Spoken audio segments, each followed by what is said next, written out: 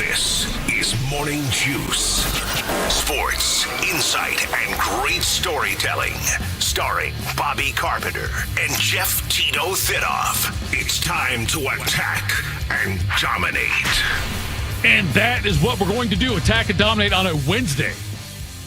Weird time to attack and dominate, but it is Wednesday. It is a Coaster Bob day. Bobby, good morning. How are you, my friend? I am doing well. How are you doing today, sir? I'm doing great. I can't wait. I'm excited. Nate, hello. Nate's Greetings. here. I'm He's back. here for Bodie. Yes, he is. He's back. Guess who's back? Back again. Nate is back. Tell a friend. Guess who's back? Guess who's back? Anyway, Morning Juice sponsored by Riverside Bank in Dublin, Event Risk Elite Protection. Also, Austin Ward will join us today at 7:20. Lots to talk about today.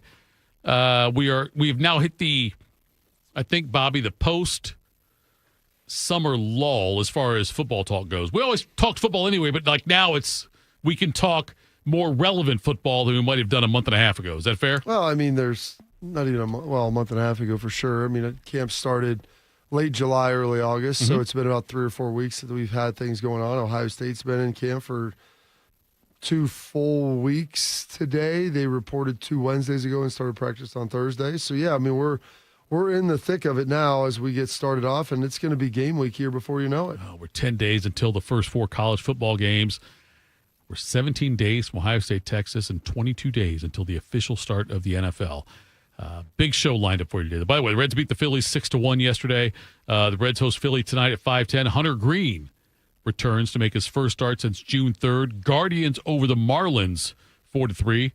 They will play at 6:40 tonight in Cleveland. The Reds are a mere 2 games out of the wild card spot. Meanwhile, the Guardians who are saying, hold my beer, they're even closer. And that's what we talked to Chris McNeil, reflog_18 the other day, yesterday, I guess, 2 days ago. 2 days ago would have been. Anyway, about that. And because the Guardians are all of a sudden, people thought they were done. They were dead in the water. They're 1 game out of a wild card spot, so they're there as well. But, Bobby, that's the extent of our baseball talk today. Is that okay? Yeah, I don't need any more than I that. want to make sure. Okay. Let's do something that people love today in history, Bobby. Take us and make us smarter. Time to get smarter. Morning Juice presents Today in History. Here's your professor, Bobby Carpenter. Are you a professor yet officially or not? What does that mean? I don't know. Like, there's college professors. I know you teach at the college. Does that make you a professor or not? Do you have to get like a certain... What does that mean? I don't know, Bobby. I'm asking you. You're the smart guy. I'm the dumb guy. Well, I mean, I guess if you teach at the college, Does that make you a professor?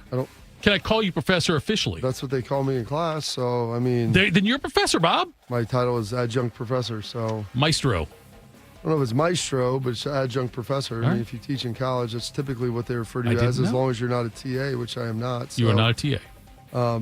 Yeah.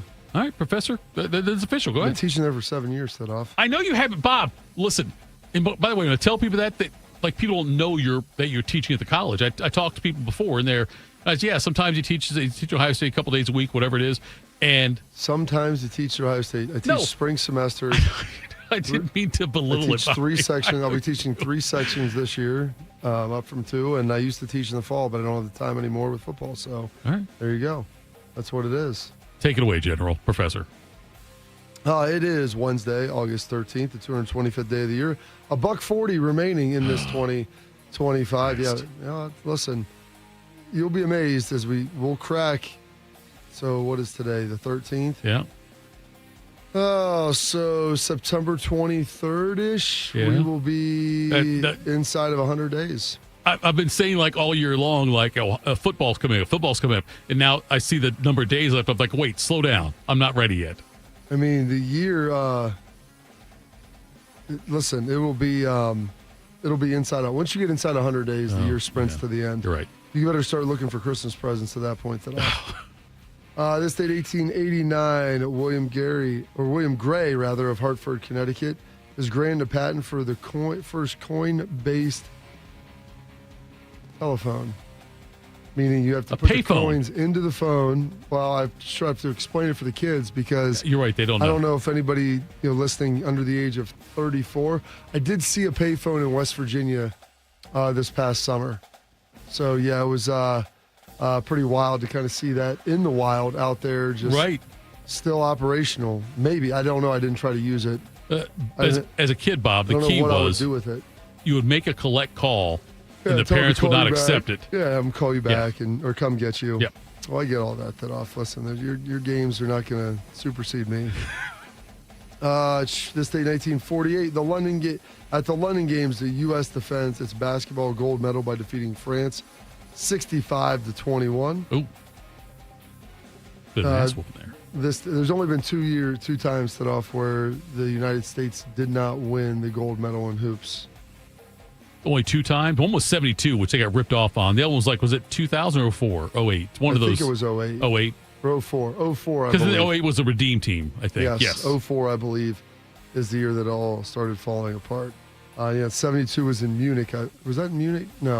No, I don't think it was. Well, 72. I don't know what 72 was, but they got screwed. Yes. It was. They replayed the final 5 seconds 5 times. Several. Yeah, it's crazy. This day, 1961, East Germany closes the border to West Germany. The construction of the wall is beginning shortly thereafter. They call it Barbed Wire Sunday. They called it Barbed Wire Sunday? Yeah. Sorry, go ahead. The beginning of August 1961. Berliners in West and East are enjoying the glorious summer. Sunbathing, hunting for bargains. Nothing seems amiss. No one suspects what is about to happen. The unimaginable. On August 13th, 1961, workers begin to construct the wall. Border police and combat groups erect barbed wired fences, construct barricades, and drive concrete posts into the ground, consolidating the division between East and West. Berliners on both sides watch in disbelief, too stunned to react. There you go. Going up, separating the city, which was separated then for 30 years. That's amazing. Quite some time. This date, 1965, Help is released by the Beatles.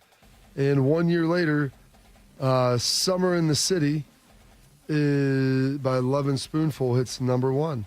Despite the heat, it'll be alright. And babe, don't you know it's a pity the days can't be like the nights in the summer, in the city, in the summer, in the city. There we go. Little banger there for you this morning, Thitoff. This date, 1969, the Apollo 11 astronauts have a ticker tape parade in New York City and received the Presidential Medal of Freedom by Nixon for making it back safely. Landed on the moon. Yep. John F. Kennedy declared it. They did it.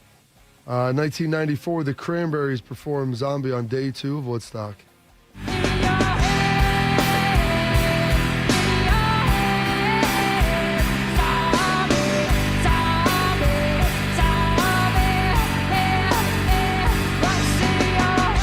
What year was that?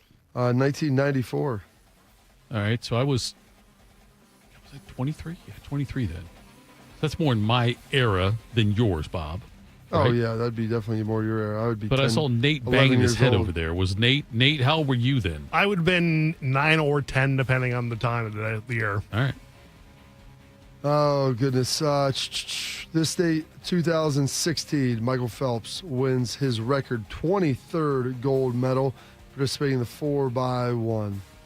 The 30th and last Olympic final for Phelps. 22 golds, 27 total medals. And here he is. Superman is finally hanging up his cape. What a way to head into the sunset. So Nathan Adrian building the lead on Duncan Scott. In lane 5 for the United States will indeed give Michael Phelps a gold medal in the final Olympic race of his career with a new Olympic record. 23 golds, 28 total is the final tally. Amazing. Pretty darn impressive. Yep. It's what's even wilder to believe is that's almost a decade ago now. That part blows me away more than the number of medals he won. It seems like he was raced in 2020. Yeah, or, I know what you mean. This would have been 21 when they postponed the But Olympics. I'm saying, yeah, It was pretty wild, for him to be able to do all that. And now, he's my age, so he's in his early 40s now. You're not mid-40s yet, Bob. Well, what is defined as mid? When does I early think go to mid? 43. goes to No, mid. I got one more. 43 then. to 47 is mid.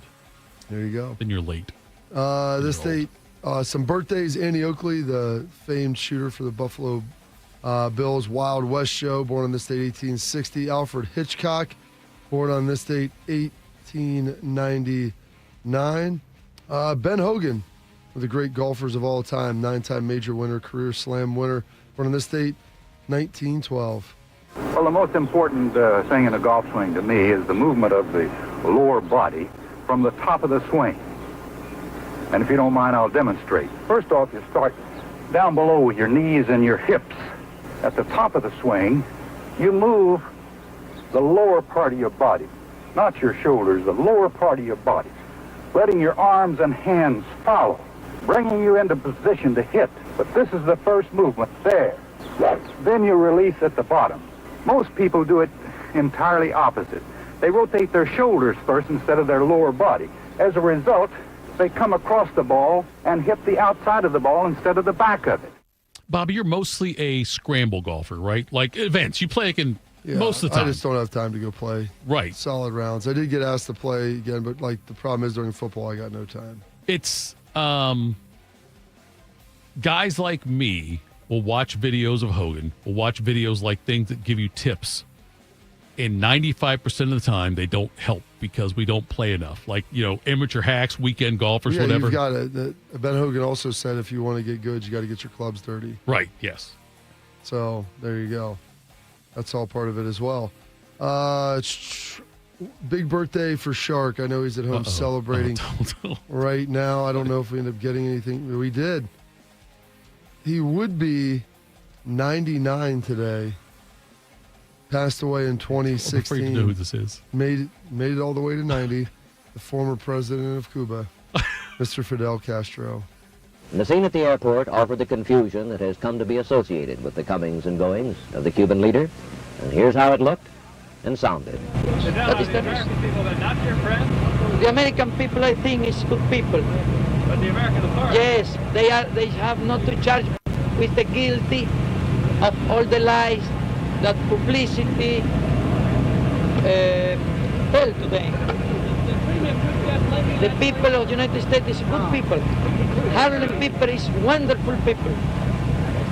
United States people is very good people. Are you a communist, Fidel?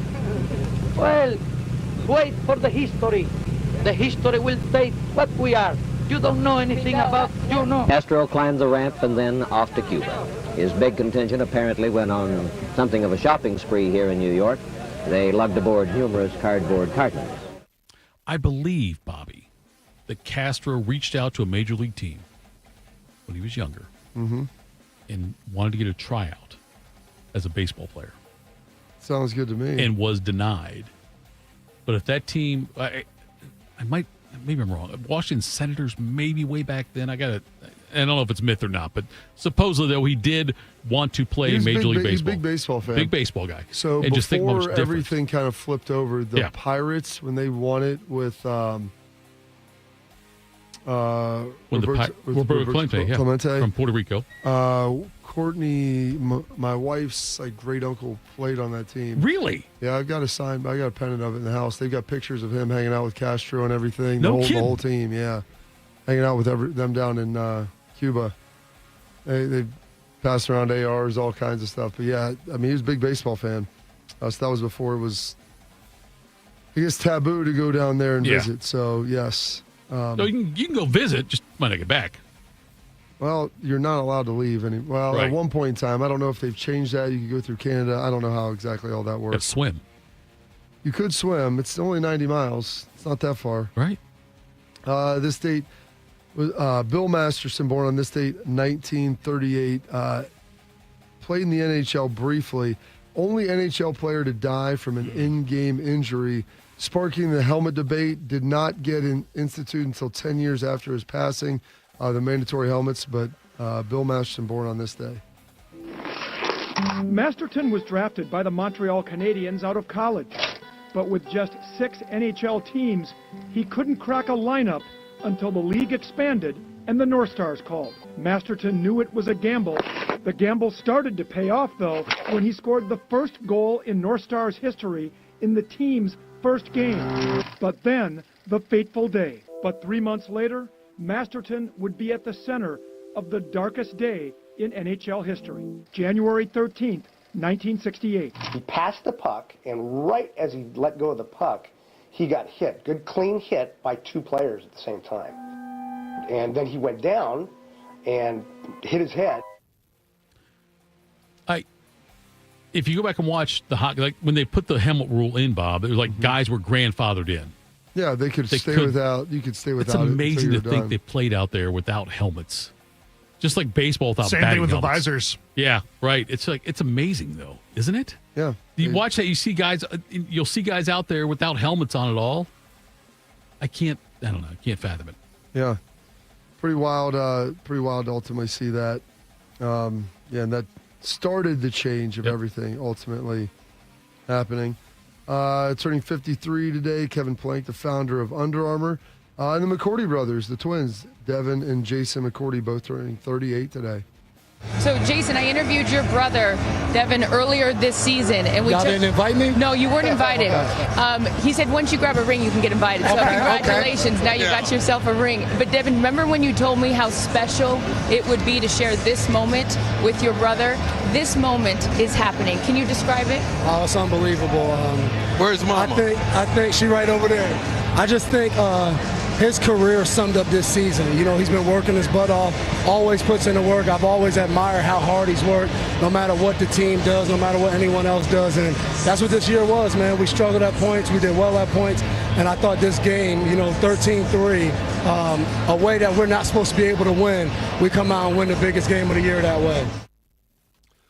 There we go. Pretty big stuff right there. Devin McCourty, Jason McCourty, both winning one with the Patriots after Jason joining his brother there, who was a long-time Patriot. And a sad birthday today. Lost him last year. Very, very tough day to do a show right before the start of the season, attending his sister's wedding weekend out east. The passing of Johnny Gaudreau, former frontliner for the Columbus Blue Jackets, born in this state in 1993. Coaching, broadcasting, cheering with the exact same passion that they had for this great game. Both benches standing here, and they're going to have a moment. There's no left winger. And we'll drop the puck. 13 seconds. What a moment. Off the clock. For Johnny Gaudreau.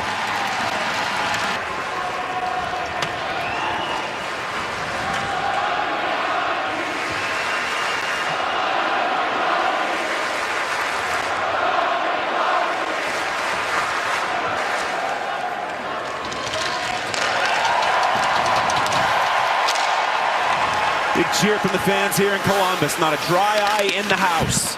And the game is underway. I haven't, Bobby, been following where they're at in the legal process with the person who did what. But I don't care. That doesn't, because nothing changes. Yeah. You know what I mean? Like, it's such a tragedy for the family, obviously, personally for that, but then in the way the team, so yeah, I don't follow where they're at legal process. I hope that I know ultimately there'll be judgment handed down. Yeah, I'm sure at some point that'll be taken care of here. I'm sure within the fairly near future. It's been been nearly a year since that happened. Some passings today. Famed author H.G. Wells, who wrote War of the Worlds, many other hits as well, passing away in 1946. And then on this day, 1995, one of the greatest baseball players of all time passed away, Mr. Mickey Mantle. Here's Mantle. He's grounded the short. He's walked. He's doubled the right. The big Yankee crowd roaring now for some action. There's a hard drive. Hits the deep right. And forget about it. It is gone. The ball game's over. That was in Game 3, the walk-off of the 1964 World Series. Some holidays and observances today. Thitoff for August 13th. It's International Left-Handers Day. It's unfortunate Shark's not even in here to celebrate, or Bodie, both of them being left-handed. National Filet Mignon Day, which sounds great. National Prosecco Day also sounds pretty good. And World Calligraphy Day, which is always the Wednesday, the second full week in August. And those are your historical events, your birthdays, your passings, your holidays, observances for this date, Wednesday, August 13th, the 225th day of the year. 140 days remaining in this 2025. Well done, as always, General. National Left-Handers Day. My brother's left-handed. So is mine. But I am right-handed. Anyway, we got a big show, like I said, lined up for you today. Thank you for hopping in the chat where you're at. We're already 90 strong there, Bob. That's huge. Coming up next, ESPN ranked NFL teams with the brightest futures. Where do the Browns and Bengals rank? We'll do that next. Morning Juice. Hey, it's Bobby Carpenter, and Columbus football is back. And what better way to kick off the season than driving home in a tough, reliable 2024 Toyota Tacoma from Germain Toyota of Columbus. Right now, get 0% APR for up to 72 months with 20% down, or lease it for $239 a month for 36 months for 10,000 miles per year with $29.99 due at signing. Head to Germain Toyota of Columbus today on the corner of I-70 and Bryce Road. Your home for great deals all season long. I'm Shanola Hampton. Every day, millions of people face hunger. Today, I will share with you some of their experiences. I'm stuck between paying for medications or paying for food. John from Maine. After paying my bills, I can buy groceries. It's sad to say, food comes last. Alice from Oregon. I thought pantries were for less fortunate people. But anybody could be less fortunate in a day or even a second. Claire from Virginia. The Feeding America network of food banks helps provide over 6 billion meals to people in need each year. No one should have to worry where their next meal will come from. Together, we can end hunger. Learn more at feedingamerica.org.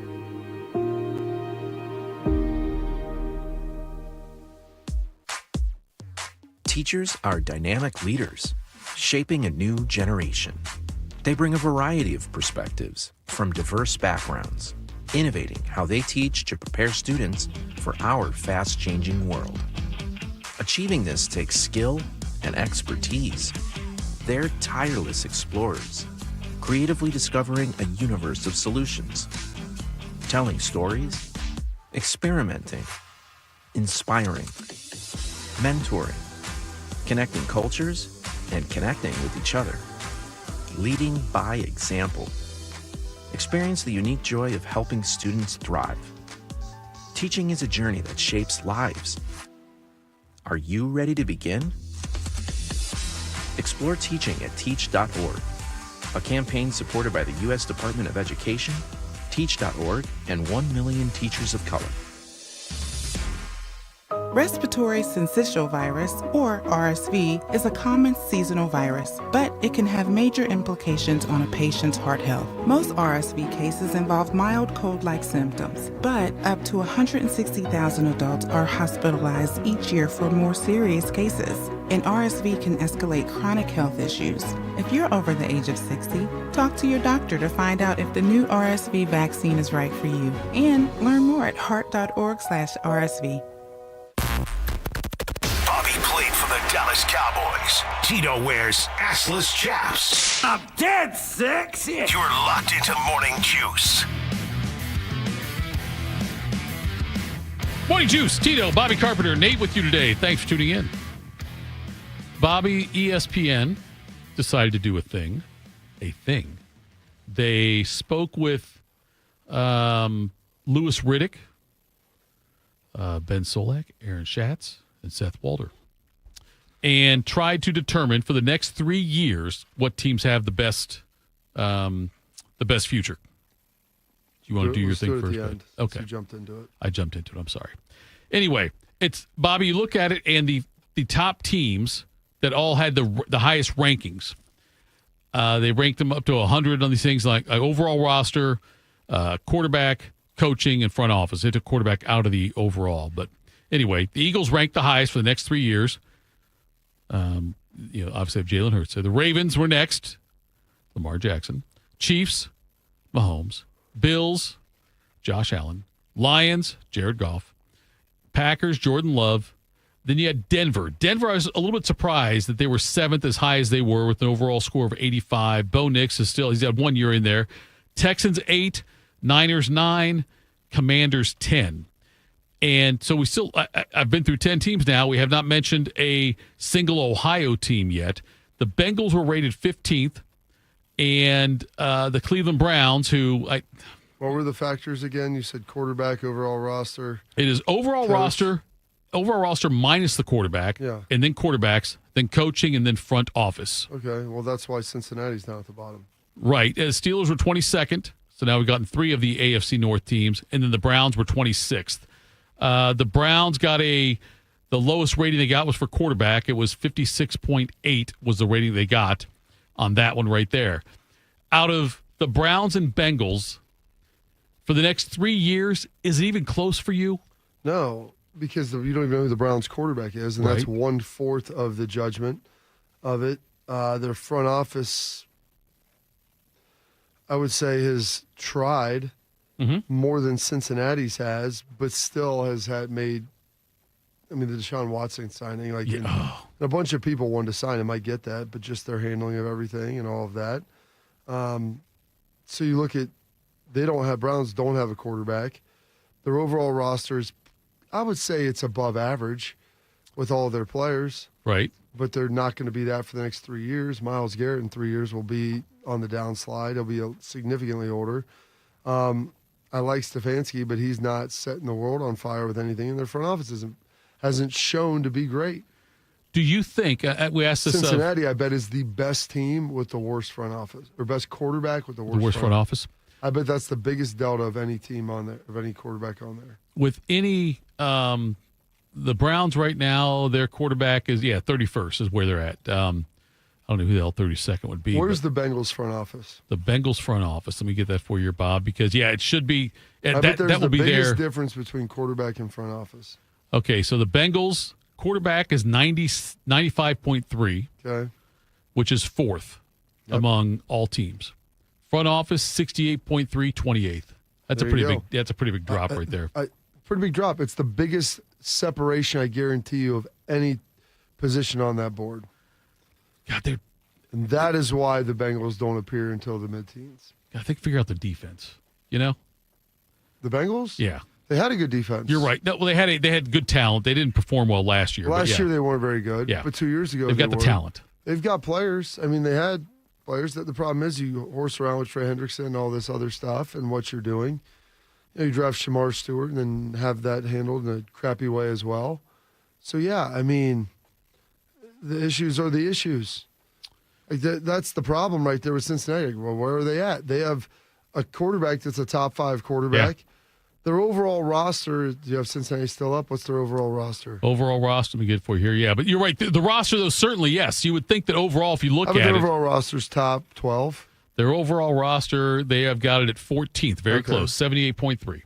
So 78.3, they're 14th. Coaching 78, which is 21st. It's a little low, I think. But then front office, I told you that one. As a Bengals fan, that is not low. You don't think so? No.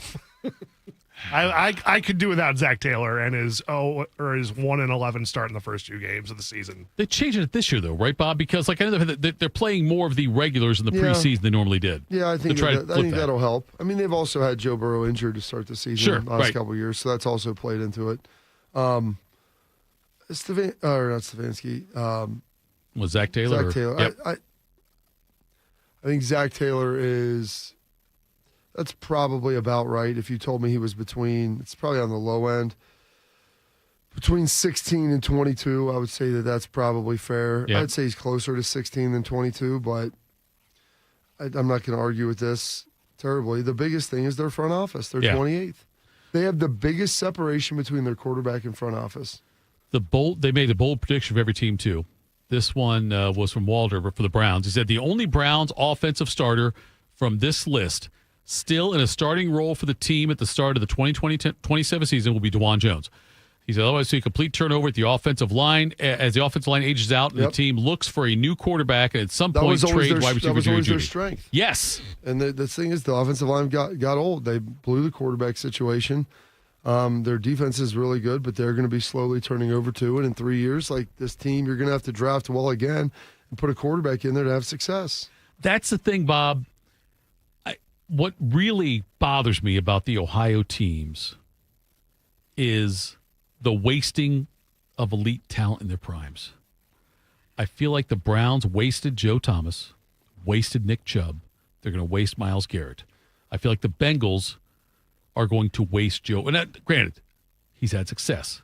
But it feels like with Joe Burrow, Jamar Chase, T. Higgins, and now Chase Brown, the guys they've got, Trey Hendrickson in his prime, I feel like they're going to waste that as well, and that concerns me. Well, I'm glad you're concerned about it. I am, Bob. That's what people want to know. They want to know that, is your level of concern. Yeah. What would you place your level of concern at? On them wasting those guys? Yeah. Scale of 1 to 10, 13. Yeah. I'm convinced the Bengals are going to waste. I don't think they will put enough in the defense to ever beat another Super Bowl, and that's sad with Joe Burrow and Jamar Chase. Part of it is financially they're constrained by their inability to give large bonuses because they don't have the cash to be able to escrow. Like there's issues that they have, and that's part of their front office problems. I would say there are two different reasons why. The Bengals have drafted fairly well for the most part when they've needed to. They run things down there like it's a family operation still. And like Joe Burrow's leaned into them and tried to get them to change it. That's not what they do. That's not how they operate. They're getting caught up in the minutia of guarantees and verbiage and rookie contracts and everything else. Now, the Browns will go spend money. I just don't know that they spend it wisely. They've drafted fairly well, but they've missed the quarterback situation. And they had a guy who was pretty good. Yeah. He just wasn't good enough for them. And I always say be careful what you wish for. You move on, and now all of a sudden, not that Baker's ever going to be the best QB in the league, but he's taking Tampa to the playoffs. Yes. Like you would, I don't know Won if you're, playoff games, yeah. I don't know if you're a viable Super Bowl contender with Baker, but you're at least a team that's going to be in the playoffs and have a shot. I feel a lot better about the Browns if Baker was the quarterback this year. You know what I mean? Like that's. I mean, is there a more obvious statement? No, I'm saying like the Browns made a huge mistake in that one. They really botched that one. Of course, they paid someone $250 million or $240 guaranteed him, which I'm not against the guarantee of the deal, but you've got to make sure you know what you're getting. And they didn't. I mean, I think they thought they vetted it, but probably not as well as they needed to. Bold prediction on the Steelers I found interesting. The Steelers will finish, and this is from Walter also, with 5 or fewer wins in 2027. That's not true. After an unsuccessful 2027. Oh, okay. Yeah. It says after an unsuccessful 2025 campaign with Rodgers, they will make an ill-fated attempt to compete. What is unsuccessful defined as? This is my problem with this. They throw out these subjective terms. I would think missing the playoffs this year would be unsuccessful for the Steelers. I think you could miss the playoffs with 10 wins in the AFC. West is going to be tough. One team from the South. So you think the Steelers could be 10 wins, which could put them second or third in the AFC North. They miss the playoffs, potentially. Yeah. I think you could be behind Cincinnati and Baltimore. So then, okay, if I say that I thought the Steelers missing the playoffs would make it an unsuccessful season, what would you say is unsuccessful? Unsuccessful? I would say being below 500. Below 500, okay. Yeah. Cincinnati, Baltimore. You got Kansas City. LA's better than the Chargers. Broncos are better. Raiders at Pete Carroll there now. Broncos made the playoffs last year. 1, 2, 3, 4, 5. Then you've got, in the AFC, you've got Buffalo, the East. Buffalo, you got New England. You got, with Vrabes there now and a second year to Drake May. I wonder how Miami will be. They'll probably take a step back. I think Miami take a step back. Miami, the Jets, I think, will be better. Are they good enough to win? And the Pats, all those teams I don't think are as good as Pittsburgh. So I think if they go 10-7, they're probably getting in unless the Raiders are significantly better. Yeah. But I think you're going to have Cincy, Baltimore, Kansas City, the Broncos, the Chargers. I mean, you may have 3 from the AFC West. That's what I'm thinking, too. That is what would maybe kick Pittsburgh out. Although I do think Pittsburgh, and look, yeah, fine, black and gold glasses I got on. But I think Pittsburgh's better than Cincinnati this year. Now, part of that's going to be Cam Hayward if he gets into. I need Cam Hayward out there playing for them. I know he's holding out right now. I don't know if he's holding out or holding in. I think he's holding out. Anyway, but I need Cam Hayward back there for that to be true. But I think that Pittsburgh's got a chance to be second in the division. But, God, I can't wait to watch those divisional games, Bob. When you were playing, how much of an emphasis was placed on divisional games? A lot, because if you win your divisional games, you'll probably win the division because it's a net sum of +2 as opposed to just right. you winning a game. You're taking a win away from someone in your division. So, yeah, there was a fairly large emphasis placed on that. And they're the teams that you know the best. You play them twice a year. Right. And so for 4 years, I played the Eagles 9 times because we played them once in the just once in the playoffs. But you play those teams so much that you begin to get to know them, especially if they have continuity and they're good. The coaches, they run the same thing. The personnels are fairly the same, so they're going to change stuff up a little bit from year to year, but they're going to run a lot of the same things. Same style of offense, same style of defense. How they attack you depending on the talent they have is one thing. But a ton goes into those games just because the familiarity you have with them.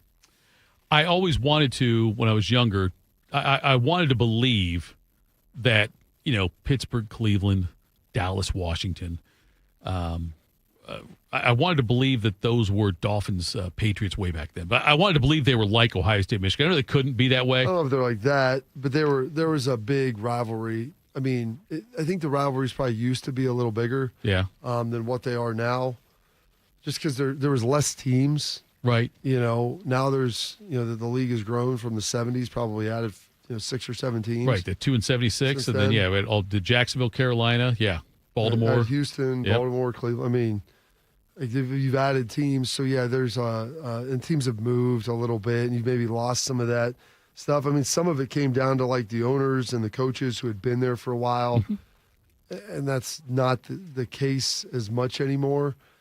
And there was no free agency. Right, so people didn't leave. You stayed there. You were there for the entire, unless you got traded. Is that you had the same cast of characters you would see play each other a lot, and you still see that to a certain degree, but just not as much as you used to. Yeah, I just remember the Browns Steelers and Browns Bengals games, even Steelers Oilers going back even further. That right there, those games always seemed like. And I remember, Bobby, I talked to. I know you're not the biggest fan of coffee shop chatter, but I was at the coffee shop and I talked to a guy who used to be one of the team doctors for the Steelers, and he told me. Where did you meet him at? At Collins Coffee. In Columbus. Yes. And he told me that when the Steelers played the Ravens, they would use like double the amount of pain medication for that week in that game. Because there was so much, obviously Steelers Ravens had a huge rivalry. They would use I can't remember exactly what it was he mentioned, but I don't know, shots or pills. Shots. Yes, that's probably what it was. But they said they used twice as much when they played the Ravens versus any other team they played. I can see that. Those games are ultra physical. Yeah. I mean, it's usually the guys that get Toradol shots are getting it's the same guys every week. I mean, right. But maybe you get a little bit more. I don't know if you can probably dose them up. They're probably getting the max dose you can have anyway. It's pretty hard on your kidneys. So, so those are shots during the game. Before the game. Before the game. Can you do shots during the game or not? Not. I mean, of Toradol wouldn't work. I mean, you have a window for when it's going to work. You get lidocaine injections and Toradol and things like that. Right. But usually there's a ramp-up time. So if you're getting it during the game, it would have to be in the first half or else. It wouldn't. Yeah, I mean, you want to make sure you have like 30 minutes for it to start to kick in and work. I mean, it's not instantaneous. Okay. So, but yeah, he said that was double the amount of the dosage normally, which I found to be fascinating. It doesn't surprise me because, you're right. The Steelers and Ravens are always a very physical game. At least they were back then. You had Ray Lewis playing for the Ravens and stuff like that. And you had, the defenses on both teams were big-time hard hitters.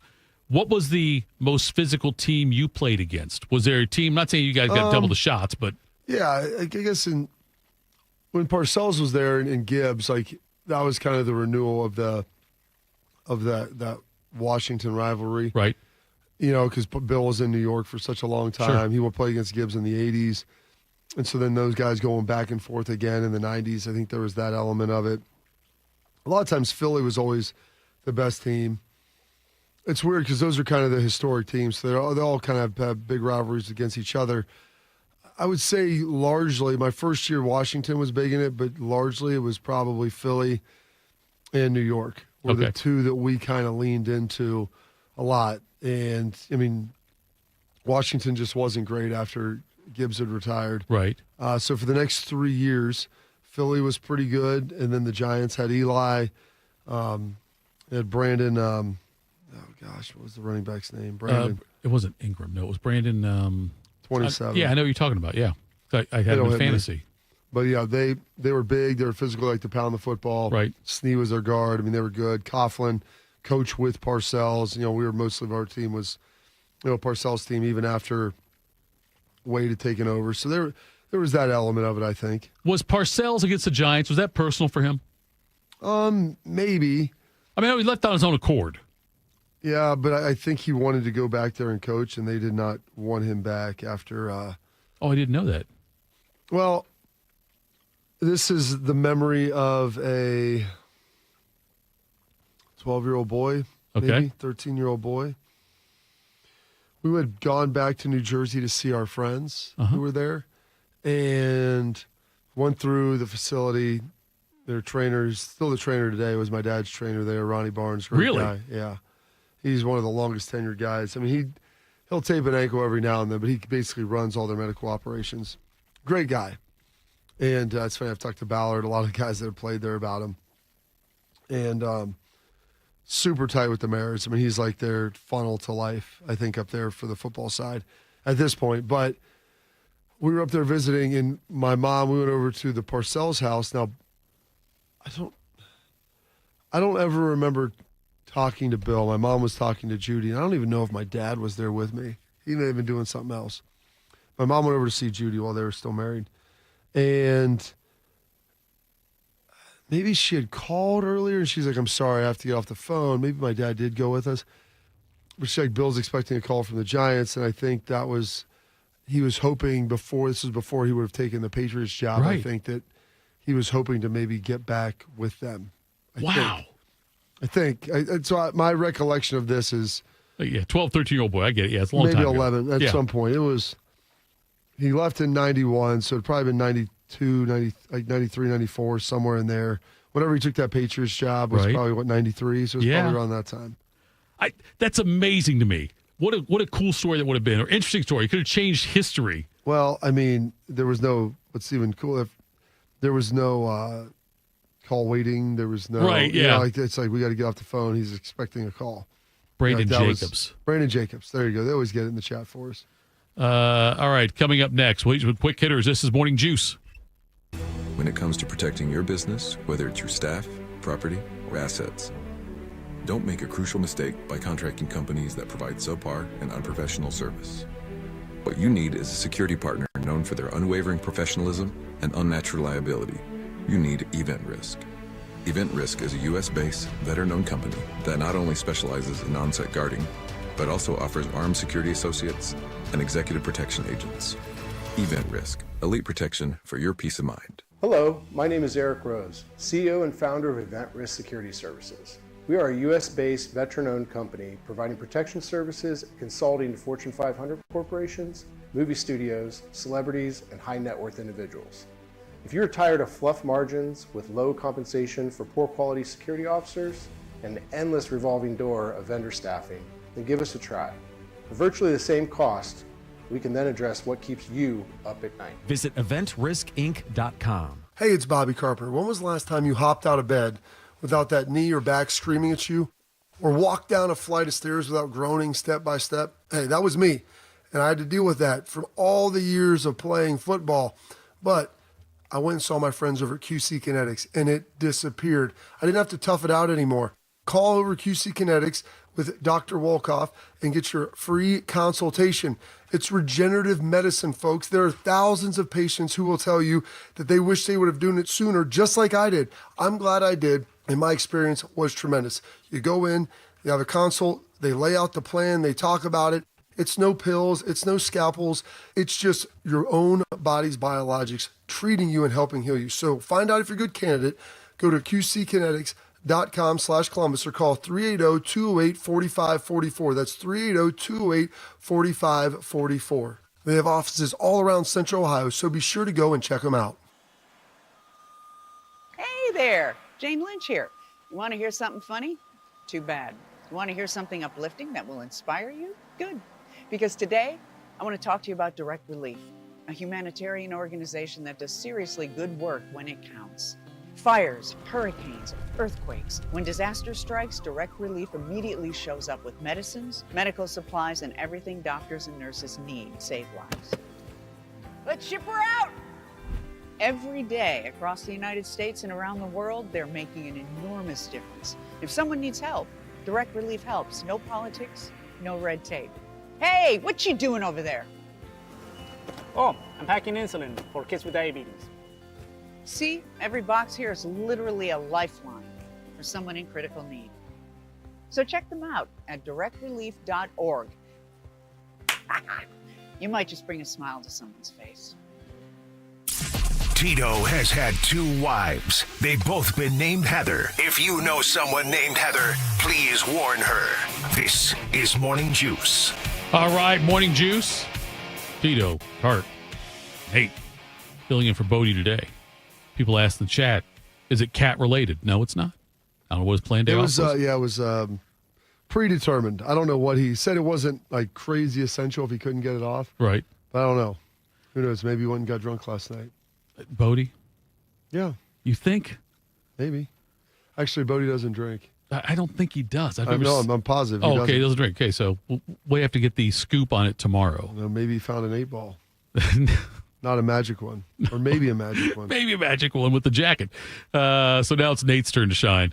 Morning Juice presents Quick Hitters. Sponsored by Dr. Mark Levy. If you're snoring and not sleeping, call Dr. Mark Levy today at 1-800-MORE-SLEEP. Good morning, Nate. Good morning. Let's start with a little bit of football. Longtime Steeler and former Buckeye Cam Hayward is currently sitting out of camp wanting to redo his deal. He signed a 2-year, $29 million deal last year, but since then, deals have skyrocketed. See his teammate TJ Watt's 3-year, $120 million deal. He's threatening to hold out into this season, saying, I'm looking to be valued. I know what I bring to this team and what I'm capable of on and off the field, so it's hard for me after the year I've had to really justify playing at the number I'm playing at.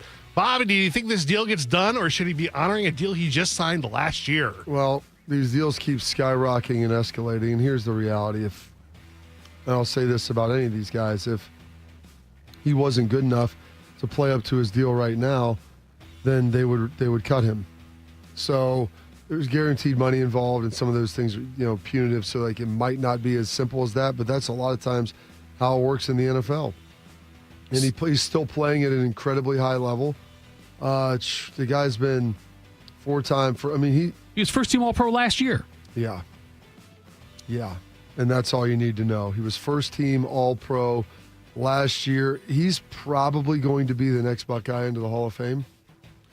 He's 4-time first-team All-Pro, 1-time second-team All-Pro. Yeah. He's kind of straddled 2 decades, so to be a member of an all-decade team is going to be tough for him.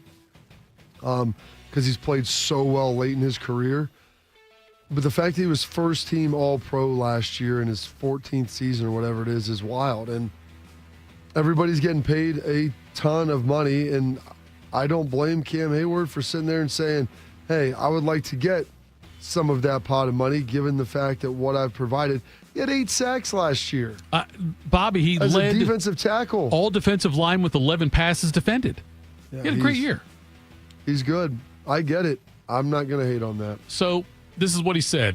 This is his quote. He said when he's asked about, he signed a 2-year deal last year. I signed a contract last year, but to be honest with you, when I signed that, I told him when I have an all-pro year, expecting me to come back, and you can look at the contract and see what it was. But I think everybody kind of giggled a little bit, but in my head, I used it as motivation to go out there and prove it, and he did. There are not many times when an NFL player has got the leverage. It's all-pro season at 35. Yeah, I know. He is. But they're all in this year with Aaron Rodgers and TJ. They just paid TJ Watt. Believe me, I get it. They may not want to do it, and that's part of the reason in 3 years they may have some issues, but I don't know what else you'll do. Yeah, I don't know either on that one. He's been a staple and a backbone. He's the captain. Yes, they've got to get it done. Whatever the number is, hopefully they can come to some kind of conclusion on it and get it going, but get it going because it's when we talk about, I mentioned the Steelers could be better than the Bengals this year, I thought, and could be in the playoffs and all of that. But I think that Hayward is such a huge part of that. And you've got an elite defense with Hayward in there. And, a lot of potential with the offense. But, yeah, it's got to get done with Hayward. He deserves it. And so I think the Steelers will do right by him. It's not going to be a Jerry Jones, Micah Parsons situation. I think it'll get done sooner rather than later. Well, What do you mean sooner rather than later? I mean, Jerry Jones and Micah Parsons will probably get done sooner rather than later. If I don't see you sooner, I'll see you later. I think Hayward gets done before Micah. I bet they'll get done probably about the same time. Okay. Major League Baseball yesterday announced that the World Series is going to be starting on October 24th, dropping a plan to start earlier if the championship series both ended within 5 games. Tito, is it a big deal to wait just a couple extra days, or is Major League Baseball just dumb? And Bobby thought we were done with baseball talk. Bobby, it's dumb. It is stupid that they're doing this. They talked about maybe... Because what's going to stink is if you like to build up the anticipation though over those like 4 or 5 days. I would rather have everybody wants to see it, Bobby. If both league championship series get done like in a 4-game sweep or something, start the damn World Series earlier. I don't like November baseball. Never have. Here's the good news. Yes, ratings would say that you're right, which is great. Yeah, so I think this is foolish by Major League Baseball to do this. I understand people buy tickets and all this, and you got to plan travel. Yeah, Manfred games that are simulated fake games that people can watch in between. I think I'd rather have that, Bobby.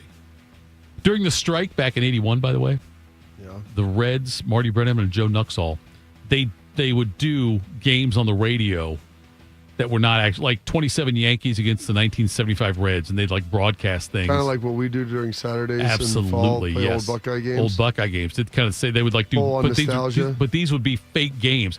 The Columbus Dispatch used to run like a tournament. I don't know who did the tournament, but somebody did a tournament like a Stratomatic baseball tournament, and they'd run box scores in the newspaper. Stratomatic? What is that? Oh God, yeah, you're younger. Stratomatic, Bobby, was a dice game that was where you'd have player cards. Say Roberto Clemente, like talked about, and if you rolled a certain number, Clemente would do this. Why wouldn't you just... So it's D&D for baseball. That's what it is. Dungeons and Dragons for baseball. It's pre-video game baseball, Bob. People loved it. You'd have people play full seasons and stuff like that. That sounds anyway. the most ridiculous thing I've ever heard of. I'm telling you, though, back in the 50s and 60s, it was huge, and even the 70s. Stratomatic.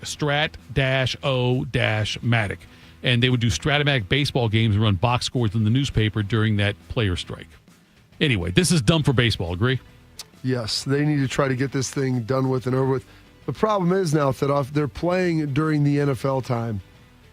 You're playing right in the middle of the NFL season, college football season.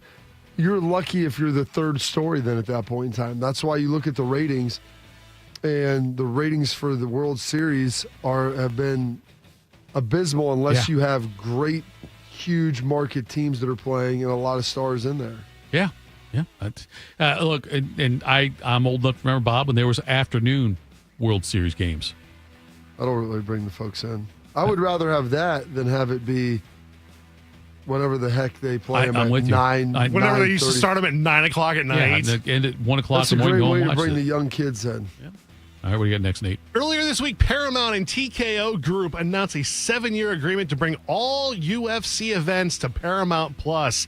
Under the deal, Paramount will distribute all 13 UFC marquee events and 30 fight nights on Paramount Plus, with a select number simulcasting on CBS starting in 2026. Now, Dana White has since kind of backtracked on all the pay-per-views going on. But, Bobby, is it a big deal of the UFC getting away from pay-per-view, or is this another case of I don't want another subscription service? Well, here's the thing. I mean, you can pay for on the pay-per-view, or you can pay for a subscription. Like, they're not giving away their stuff for free. I was just reading this article about how is it better now with more subscription services and the cost of everything versus the cost of cable and all that different stuff. I buy them all anyway, and so I don't really care anymore, unfortunately. But I could see where people will be upset. But if this is one thing that you like, it's on Paramount. Yeah, there's Paramount other good Plus. stuff on Paramount Plus. As long as you have other good things on there, I have no problem with it. And so there's other good product on there, so I'm okay with it. You know, Bob, it's interesting because a big fight coming up, not that a lot of people listen, but Canelo Alvarez and Terrence Crawford are fighting in September 13th. And that is another one of those Netflix fights where it's not pay-per-view, where 10 years ago, I love that. They would charge you $80. And Netflix is just we're going to pay for it. Like most people have Netflix anyway.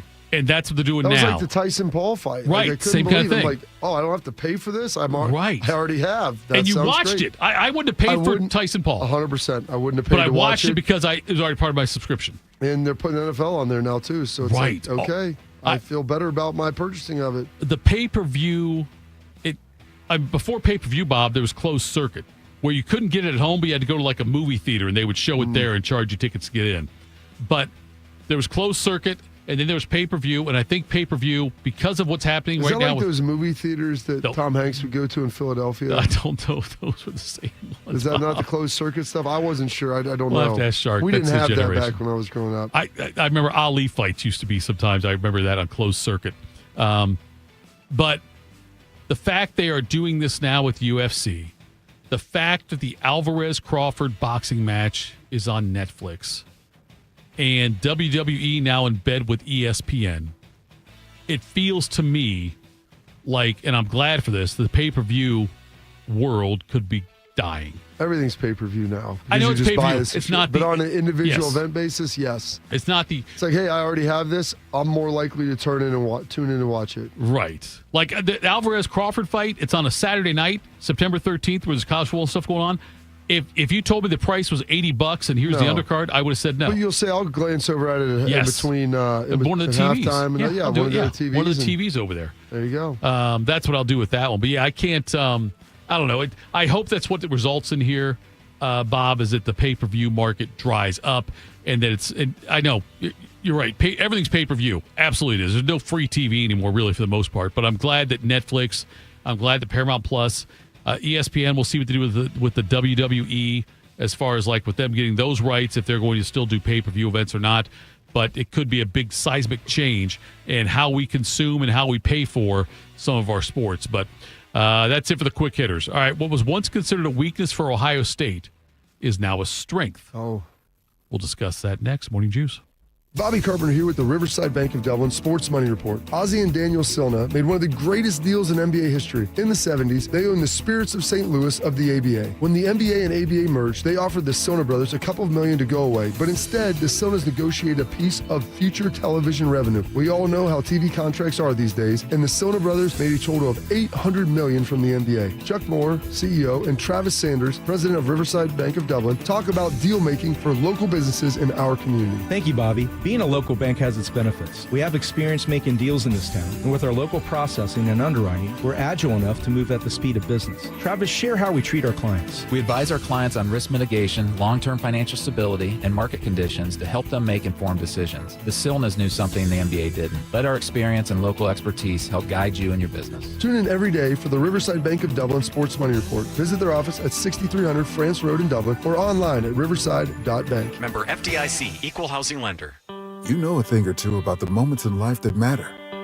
You've seized those moments to embrace joy, accomplish great things, and build meaningful relationships. Is it time now to sit back and reflect on a life well lived? Maybe. Or maybe there's more to be done. Maybe this is the most important moment you've encountered yet. By volunteering with AmeriCorps Seniors, you can seize the moment, lend a hand, and get back more than you give. We connect you to local volunteer organizations with opportunities that fit your schedule and match your interests. Through AmeriCorps Seniors, you can support people in times of need and make your community stronger. You can become a companion to your older neighbors, brightening their days with friendship. You can even become a mentor for young people, serving as a role model and enriching their lives. Are you ready to seize your moment? Visit AmeriCorps.gov/yourmoment and get started today.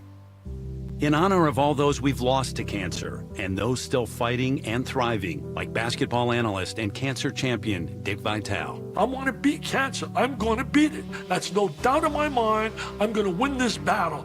Defeating cancer will take all of us. Join our team to help fund game-changing research that saves lives. At the V Foundation, V is for victory over cancer. V is for victory over the odds. V is for victory over health disparities, victory over setbacks, victory over the unknown. V is for victory over giving up. Don't give up. Don't ever give up. Donate to the V Foundation to join our team and help save lives. Cancer can take away all my physical abilities. It cannot touch my mind, it cannot touch my heart, and it cannot touch my soul. 100% of donations fund game-changing cancer research. Donate now to the V Foundation at v.org. Proud to be your go-to sports addiction. WBNS, WBNS FM, HD3 Columbus. The Fan 3, Ohio sports destination. One man is a national champion, NFL veteran, and local business leader. The other man is Tito. This is Morning Juice. Sponsored by Riverside Bank of Dublin. Here's Bobby and Tito. Do you need a bank that truly values local business in this town and the opportunity to work right alongside them as partners? Whether you're a small business or a large operation, Riverside Bank of Dublin has the right tools for the job. Riverside Bank of Dublin has the experience of working with you right here in Central Ohio. They understand the business climate in our area, and they'll help you reach your goals. Whether you need an SBA loan to get your business off the ground, a line of credit to keep your business running smoothly, or heck, even equipment financing to get your business up to scale, Riverside Bank will tailor solutions that fit your needs. Visit them at riverside.bank or stop in to get to know them at 6300 France Road, Riverside Bank of Dublin, member FDIC, equal housing lender. So, Bob, I'm not always right about things. Hard to believe. I know breaking news, if I had the sound, I would play it. The correct way to say it is I've been wrong before. Okay, I've been wrong before, Bob. If you really want to make it sound as like arrogant as possible, I've been wrong before. Yes, that's maybe not here, but I've been wrong. not lately. There we go. Thank you very much for that, Nate.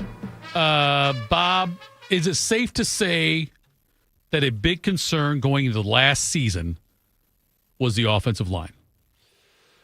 Well, they had a lot of sickness. They had hand, Right. foot, and mouth disease that was spreading around those guys like daycare. They were meeting on the indoor like they did during COVID. It was ridiculous.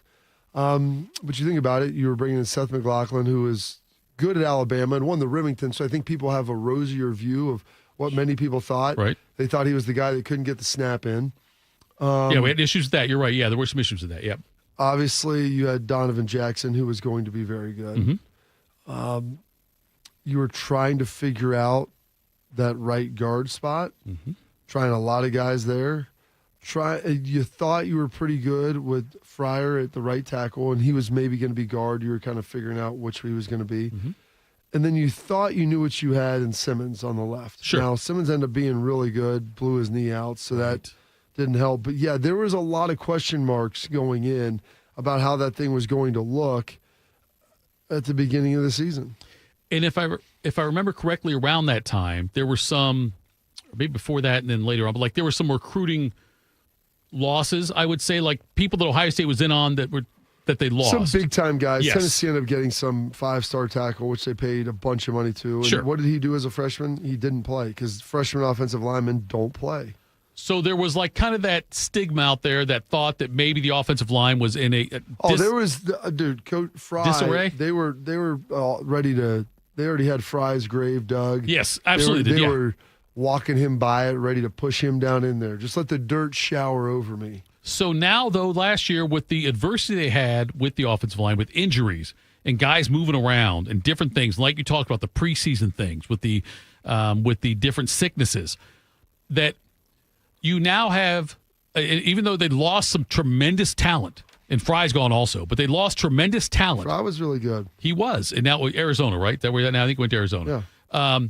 But you now have guys who got more experience maybe than they would have because of the injuries and what happened there. Here's Tyler Bowen, offensive line coach, talking about the depth and versatility of this year's offensive line. I mean, you feel good about a number of guys. I don't want to put a number on it.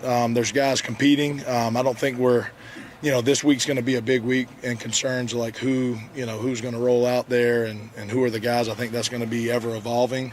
But I feel good about the versatility we have. But like you've got to, at some point we've got to be able to line up and say like, hey, I can trust the left tackle. I can trust the right tackle. I can trust the right guard. Like moving around's great, but we've got to start honing in now. The trust thing is what stood out to me, Bob, because Big trust, woo-woo. I feel like, what's that from? That's from Lamar Jackson and Mark Ingram. Okay. I want to make sure it was a movie I'd missed. But anyway. No, I think that you, at least to my knowledge, you actually do watch NFL football games. I figured you would have got that. But I feel like there's a lot of trust now deeper than maybe going into last season. I think you're accurate in that because you have more known commodities. So right. This year, yeah, if you start looking at this offensive line and what they have to offer and the players they have out there, you got a lot of guys who hadn't played a lot heading into last year. You got a lot of guys who hadn't played a lot even early in the season last year. But given the fact that you had Josh Simmons blow up his knee against Oregon, and he was done for the season. Thankfully, he's back. Probably going to be starting for the Chiefs this year, so good for him. Looked great in the preseason game, I heard, too. Yeah, played well. Then you had Zen Mihalski, who he came in and slid in there, and he subsequently hurt his hip and struggled as well.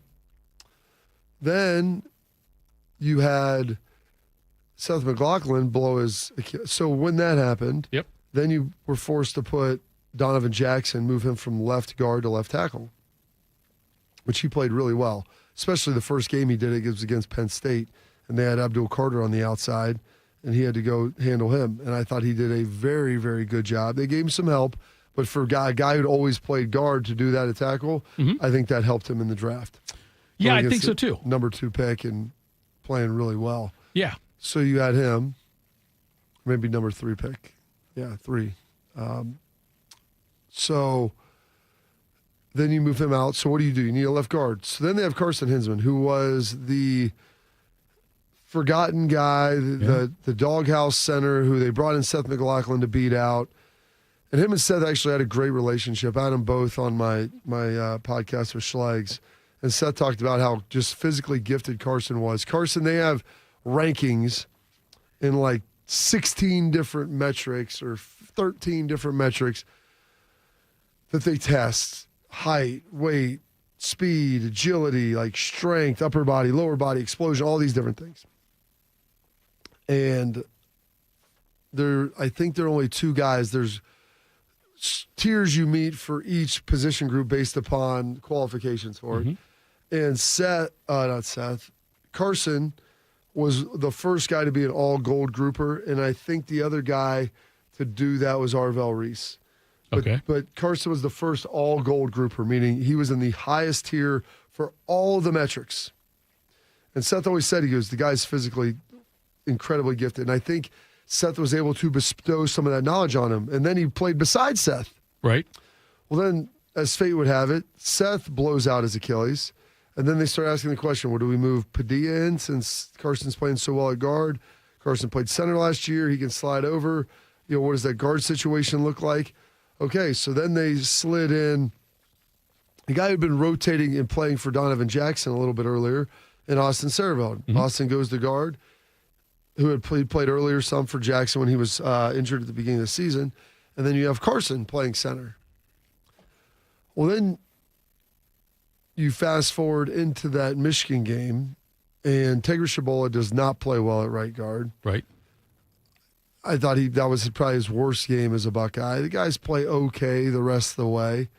But after that game, they say, hey, we're going to open this up to some competition. We're going to start rotating guards. So Luke Montgomery, very highly recruited guy out of Findlay, we're going to get him rolling through here. So then they start rotating Austin at right and left guard. Tegra's rolling in and out. Luke Montgomery's playing, who hadn't played at all that year. And you have Carson at center, and then you still have Donovan and Fryer tackles. And that is what happened for the last 4 games against probably 4 of the best 12 defensive lines in the country. Sure. And those guys played really well, run and pass. And so because of that, you developed depth. You lost both your tackles, but the 4 guys that were playing the 3 spots inside are all going to play. And Tegris played much better. I think that lit a fire under him and got him going a little bit. Luke Montgomery had played really well. Carson looked great inside. And then you have Austin Sareveld, who's really big enough and athletic enough that he can play tackle. So you brought in Ethio Onyanwa. You brought in Daniels. Right. Philip Daniels? Philip Daniels, I think it is, yep. And so they thought, okay, those guys will be the tackles. Well, Austin Sareveld, Ryan Day came out and said he's going to be a starter. Whether it's guard, tackle, he's going to be a starter. And now you've been blessed with the fact that, hey, you can play Austin at right tackle if you need to. We'll let these guys battle at guard. And, you know, talking with Schlegs and watching these guys, I think there's a chance. Everyone assumed Ethio Onyanwa was going to be the guy. I think there's a chance now that Phillip Daniels could potentially be that guy. And they're letting him go. And like you said, they're moving guys around. But it's time now to kind of figure out who are the guys. And we're going to have to start rolling with them. Something you said early on there about Seth and Carson. And it's clearly they're both going for the same job last year. Fair? Yeah. Right? Okay, they're going for the same job. And the fact that they, based on what you're telling me here, they helped each other. I think good relationship. I think they had a great relationship. Okay. And I think Seth would say he pushed me as much as anybody. So I couldn't figure out why they weren't playing this guy. Like, I came in here, he's like, I'm glad that I was the dude. And he ended up winning a Remington. And Seth is incredibly smart. Uh-huh. And so I think he was able to share some of that intelligence and experience because he'd played a lot at Alabama before. But that's the part that's interesting to me, Bobby. I'm curious if it's culture, if it's day related, or if it's just sports related. Because I think culture is day related. I understand. I'm saying the fact that you got top. And I don't know if you have all these leadership forums and stuff that I go talk and coach these businesses up. They want a great culture. I go, it starts with you. If you're the one that's in charge, you've got to be the one that sets the tone. But when you've been in situations where you're battling for a job, okay, because obviously if Seth is great, Carson doesn't play that much at center. Yeah. If Carson's great, Seth made a mistake coming here. Maybe. I think part of it with Carson was, though, if he didn't play, that wasn't going to be the worst thing in the world. Okay. He had the chance to learn a lot from a guy, and you knew Seth was only going to be here for 1 year. Right. It wasn't like he had 3 years left. But I wonder, though, is that, when you've been in other situations outside of Ohio State, say, other cultures, because you've obviously played for a few different teams, you've been around a lot of people. Is that the way it usually is, or is that unique? Well, I think in the NFL it's a little different because guys are vying for jobs. But if you have good vets, they're going to teach you everything you want to learn. As long as you prove that you're worthy of it and you're asking for it. Right. You're out there, you're playing hard, you do the things that you need to do to show them that you're worth investing in. And they'll coach you up. And there's just a belief that, hey, this job is only rented, not that I'm giving it away. Right. But I want to be out here and competing. I want our team to be good, and I'm going to help. Now, that's not true for everybody. Right. And there's different guys that are different. But I fortunately had some great vets that helped me along the way and gave me some little nuggets and tidbits of information. In college, I don't think it's like that. Now, here it's like it more than ever because they're competitive all year long. They compete in the offseason in the weight room. They're always battling. They're always grinding. And so when you're doing those things, the competition is just always embedded in what you do, and you can compete with somebody at a high level and still be their friend and have a good relationship. And, fortunately, I had two guys with me at Ohio State that we were very similar with that. And we would compete every single day in the weight room and compete on the practice field, compete in the running, and all of those things. And you were only pushing the people around you, which was such a positive experience. But you never had a problem sharing the secret sauce, whatever it was. If there's and that's a part, Bobby, that's fascinating to me about sports. I heard Curtis Martin give a speech one time. I think it was his Hall of Fame speech. And I was still a player, I think, in high school at that point. I can't remember who it was that backed him up with the Jets. Backed up Curtis Martin? Oh, they drafted him. Was it him. Thomas Jones? No, it was before that. Very talented player. I'll take a look for you, Bob. Ended up finding, they ended up talking about him, and then there was another guy. Was he no, he never played with the Raiders. I think that back went and played with the Raiders too. It'll come to me eventually. But he always asked, I would always share everything with him because I wanted to make him as good as he could be because I was going to help our team. And if I couldn't beat him out, then so be it. But I was going to outwork him. And I was making a commitment to that, knowing that by me helping to make him a better player, it was going to force me to work harder. And that was the deal. And so I'm always hearing that. I always tried to embrace that and understand it. And if you still not found that yet, Thitoff. I'm looking, dude. But that was always kind of his mantra.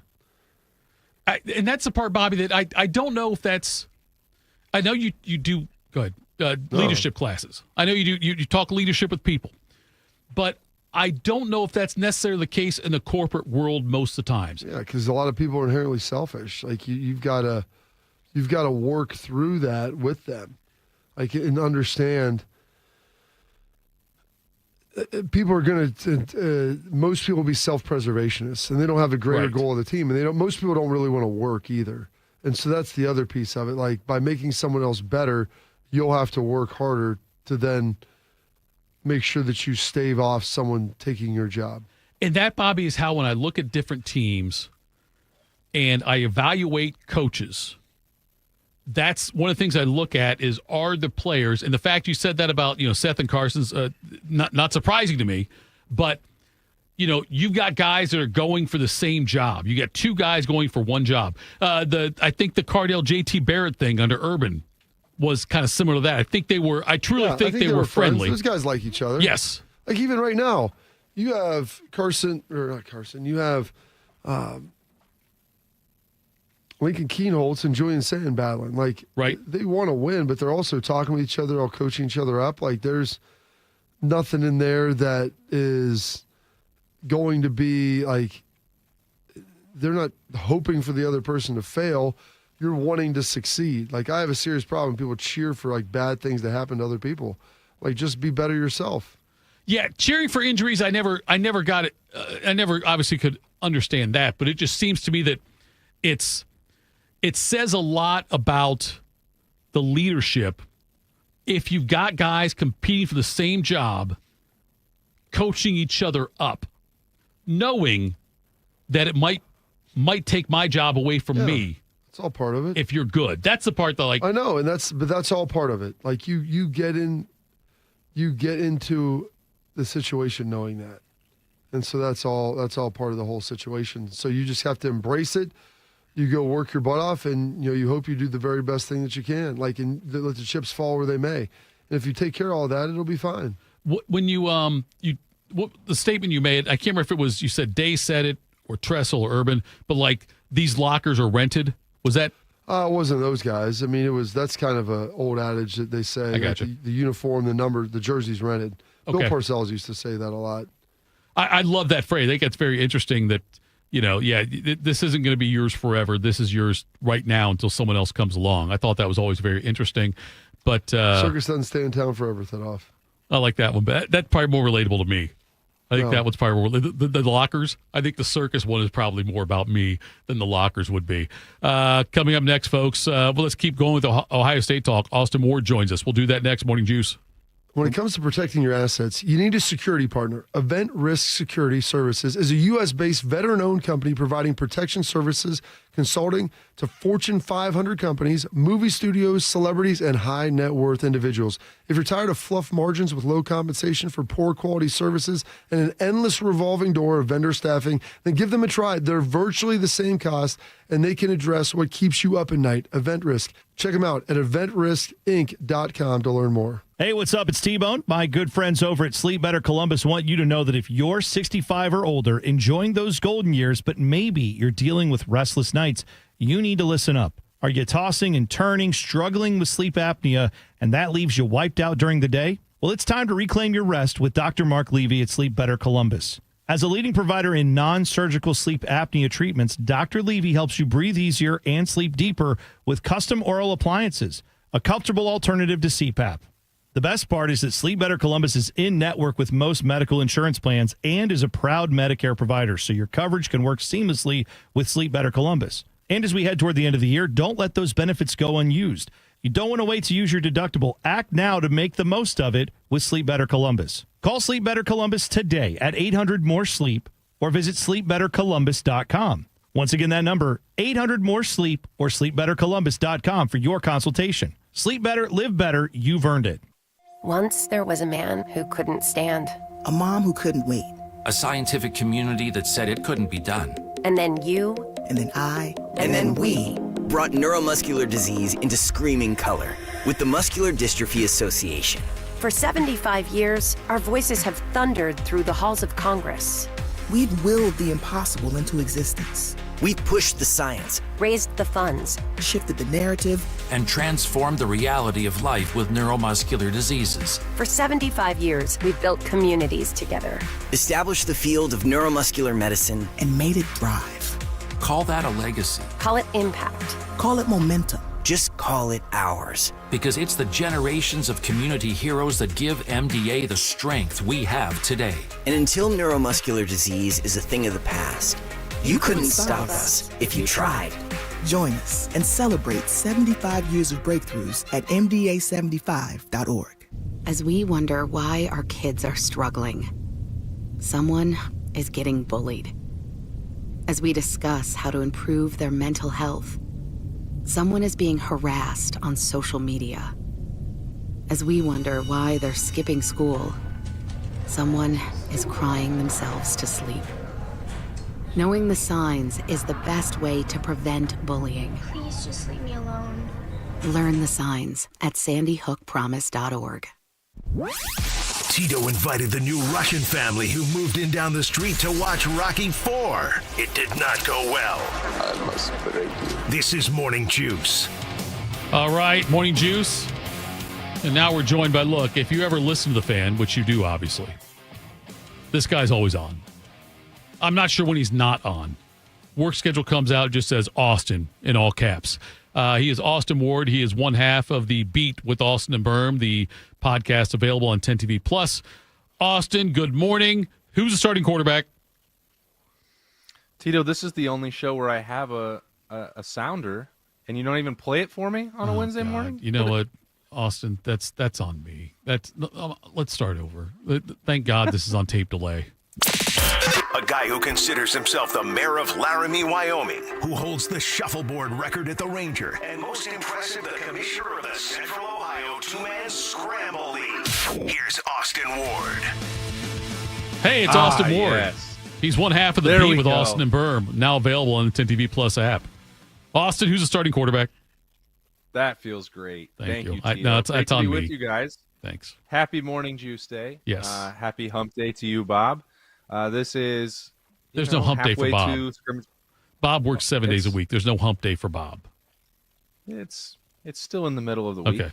And I think he likes, to name the days of the week. It helps him get through them. But who's the starting quarterback? I think we'll probably find out on Monday, Tito. You think so? I think that's where it's trending. Do you think Bob, Ryan will announce it on Monday, or do you think he'll say, I have my starter? I think we'll talk about it later. He's never. So I think he'll name him Bob because I think that's been the way that Ryan Day has operated. I don't think that he's never really done a ton of things that are like gamesmanship for the opponents. And I think that, if you're going to tell the locker room, you might as well tell everybody else because the word of that is going to get out. And I think that, as someone who played the quarterback position, he appreciates the unique stress and pressure that comes with it. And I think the ability to lead Ohio State both privately and publicly for that quarterback spot, I think would be significant. So I think he would go ahead and do that. I don't think that there would be enough to gain by keeping that from Texas for the opener. You could make a case that maybe, you force them to prepare for both, but I bet that, maybe you can tell me if I'm wrong about this, Bob, but in a game like this, when you've had 8.5 months to prepare, I'm betting that Texas has put contingency plans in place for both quarterbacks anyway, and knowing that probably the defensive scheme that they used against Will Howard would probably be something they could lean on for Lincoln Keynotes if necessary, and if they've got to change and do things more for a passer who can touch every part of the field like Julian Sayin seems like he can do, which I think would be the defensive scheme that Texas is going to need. If I have to predict what's going to happen on Monday, I think it would be surprising to me if Julian Sayin doesn't start for this team. The latest tea leaves, Tito would be, some of the conversation from Ryan Day on Monday comparing this battle to Joe Burrow and Dwayne Haskins. And if we're going to speculate wildly on what that means and how it applies to this one. I mean, does that he put that out there, I think there are similarities, and he said, Julian's probably a better athlete than Dwayne and different things like that. But yeah. I mean, which guy would you have wanted to pick in hindsight now? I think that Ryan Day wanted the superior arm talent, and the thing about that competition, Bob, and why it's who had the superior arm talent? I guess when it all Dwayne. I guess just as a pure thrower of the football, but I guess through the prism of history, looking at this, one guy is on the fringe of being an NFL MVP. Unfortunately, Dwayne never had that opportunity, but it just, I think. Here's the part, Bob. Yeah. You remember as well as I do. When we're looking through the prism of history, if you're talking about, multiple years into the NFL career or after his second year at LSU, like what Joe Burrow became was not what he was in the midst of that battle. And I think that there is just this notion when we look back with hindsight, it's like, well, Joe Burrow was always Joe Burrow. And he wasn't in practice. He wasn't in the opportunities, the few that he had to come off the bench at Ohio State. The arm strength was still a work in progress at that point. And part of the reason that Dwayne pulled ahead of the job was not just because of the thumb injury that Joe Burrow suffered in that 2016 or 2017 preseason, getting his thumb stuck in Chris Worley's pad in practice, and then Dwayne gets to be the backup and gets the opportunity to come off the bench in the big house. There were practices where Joe's inconsistency with accuracy or throwing a short ball into the dirt, those are the things that I remember about allowing Dwayne to pull ahead that we forget about, that's lost to time because Joe Burrow did become what he became.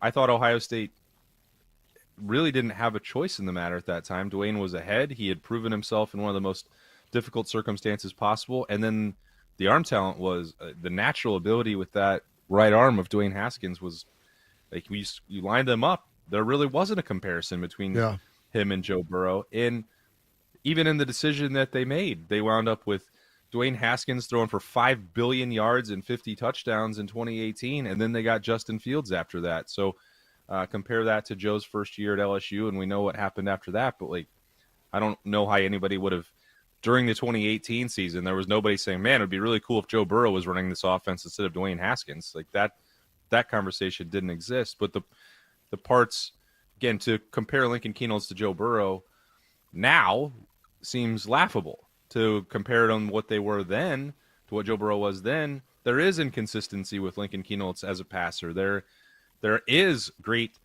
vibes from him in the locker room. He is an athlete who can do a bunch of things and a relentless competitor. There are comparisons that can legitimately be made.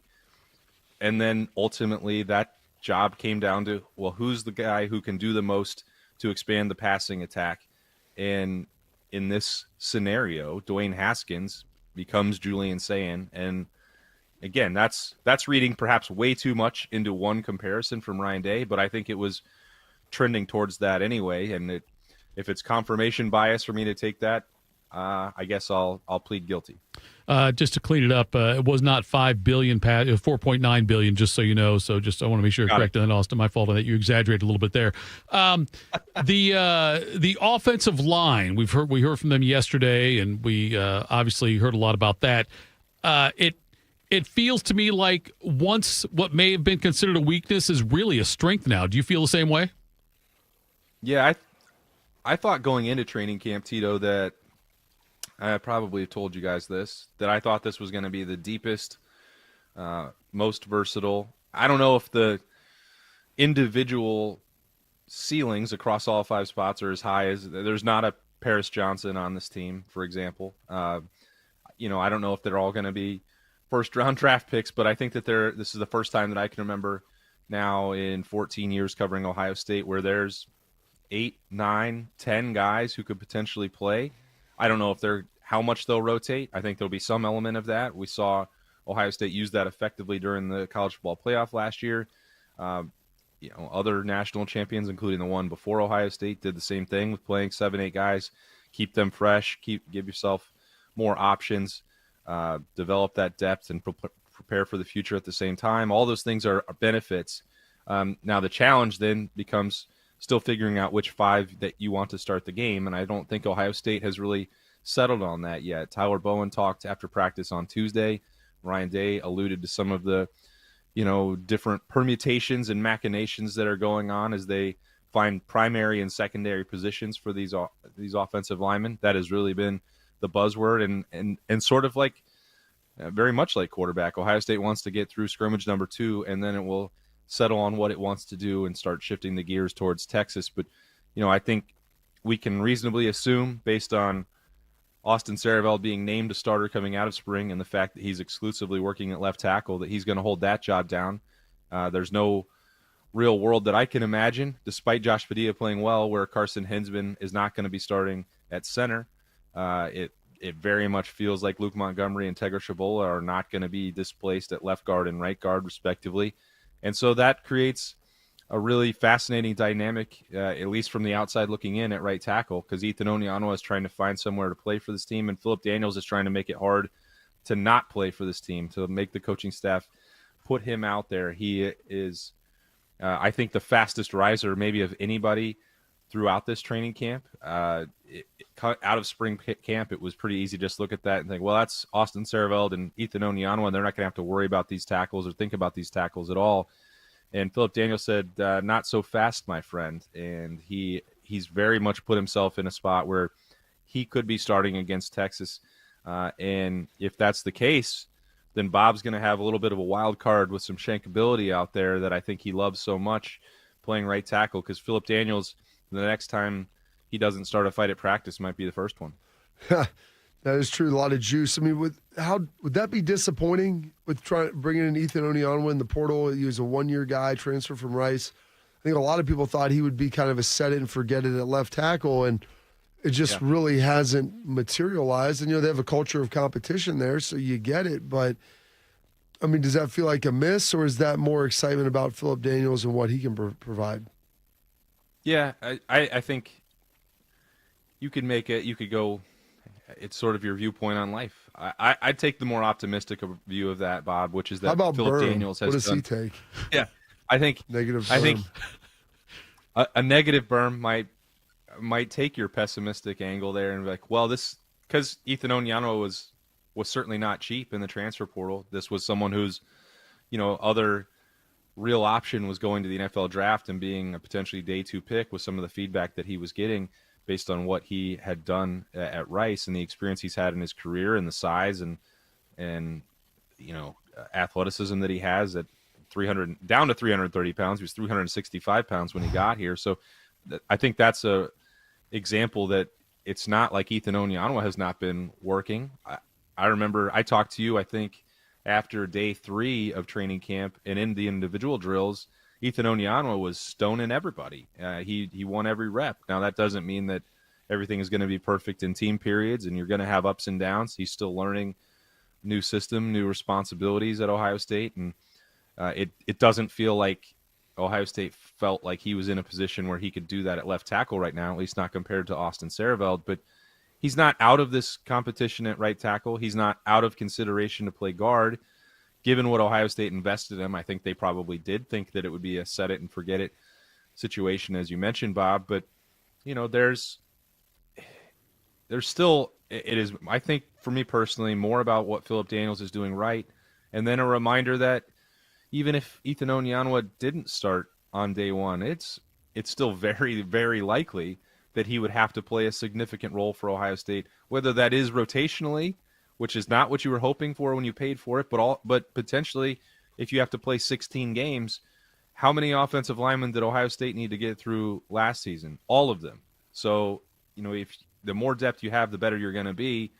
And if you're needing to supplement that through the transfer portal, it's not going to be cheap no matter which way you turn. So, I can see how there would be questions and suggestions that it was a miss for Ohio State, but I definitely wouldn't evaluate that as being definitively the case, on at least not on August 13th. He is Austin Ward. He is one half of the daily podcast, The Beat with Austin and Berm, now available on 10TV Plus, wherever you get your podcasts. Austin, yeah, if you can go back to the first year you really covered Ohio State football to now, how has the program evolved? Or what are some of the differences you notice from year 1 of you doing it to where they're at now and to how it's run right now? That's a great question, Tito. I think that I'm not sure that it's I mean, when you compare the two guys in charge, it doesn't feel like there is the fourth and inches maniacal mentality at all, 24 hours a day, 7 days a week in the Woody. And I think that that's a lot healthier for the program. When you think about the changes, having Urban Meyer in charge compared to Ryan Day, I think that's immediately what goes to my mind. Clearly, both ways can be successful. Urban Meyer won a national championship here, and now Ohio State has done the same thing with Ryan Day.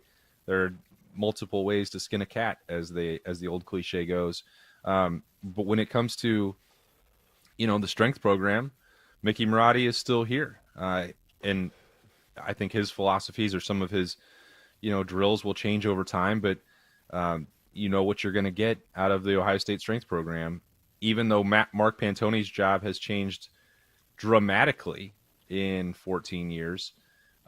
He's still the one in charge of that. So there's some continuity that keeps the program stable. When you look at, I think, big picture NIL stuff, that was not a world that existed. But, I think that even in the last 3-4 years, the approach that Ross Bjork has taken is probably, based on my outside opinion of that, been more aggressive than what Gene Smith did. And he's probably, I think, Ross Bjork better suited for this era with the fundraising and allocation of resources and house settlement and all those things than Gene Smith might have been. That's my personal opinion, and we can't prove it or disprove it. But the rest of it in terms of competing day to day and earned not given and the level of competition, like they're just small tweaks year over year.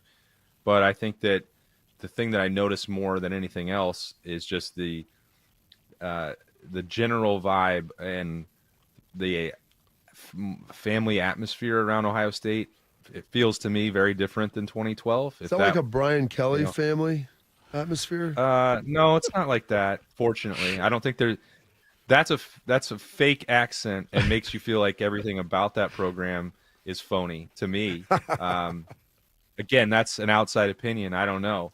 But I know what is going on in the Woody, and it feels very legitimate. The family, the brotherhood.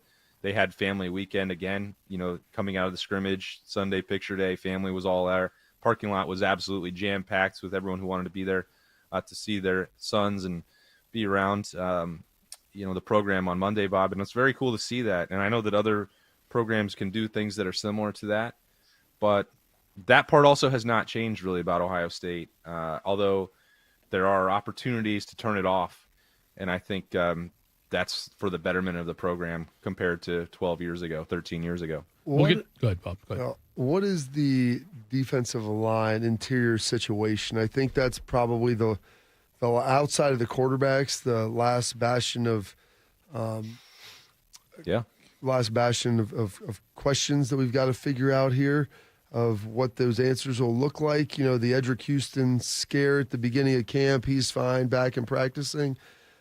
K-Mac has been good. I mean, is Taiwan Malone, Will Smith? Where are we at with trying to solidify the interior of that defense? Yeah, I think it's definitely more advanced in the development and progression than I maybe thought it would be. Part of that is Edric Houston missing some of that time, Bob. As you said, he's back. He wanted to get back competing in full contact drills a week ago. And they had to tap the brakes a little bit to make sure that he was fully ready. Don't want to take any risks with him. He's so critical to this team. Having him and Edric Houston, that tandem is going to be, I really have high hopes for them. I think they're going to be game wreckers. When you ask like anyone on the Ohio State offense, who is standing out to you, who's giving you the best iron sharpening, iron reps in practice, who's someone that's not being talked about enough, the answer is always Caden McDonald. Or it's K-Mac. K-Mac. This guy is a nuisance. He's a monster. He's going to be incredible. And I think that part's not necessarily a surprise to me. And I think we know what Edric Houston can be. But that was, all right, the question in the offseason was, what's the depth like? Yep. And, I think there were days early on in camp where Eric Mensah was flashing. There's going to be times where Jason Moore physically is going to catch your eye. Taiwan Malone, I think he clearly looks the best that he ever has, as he's now into, 3 years of full-time Ohio State football and working with Larry Johnson.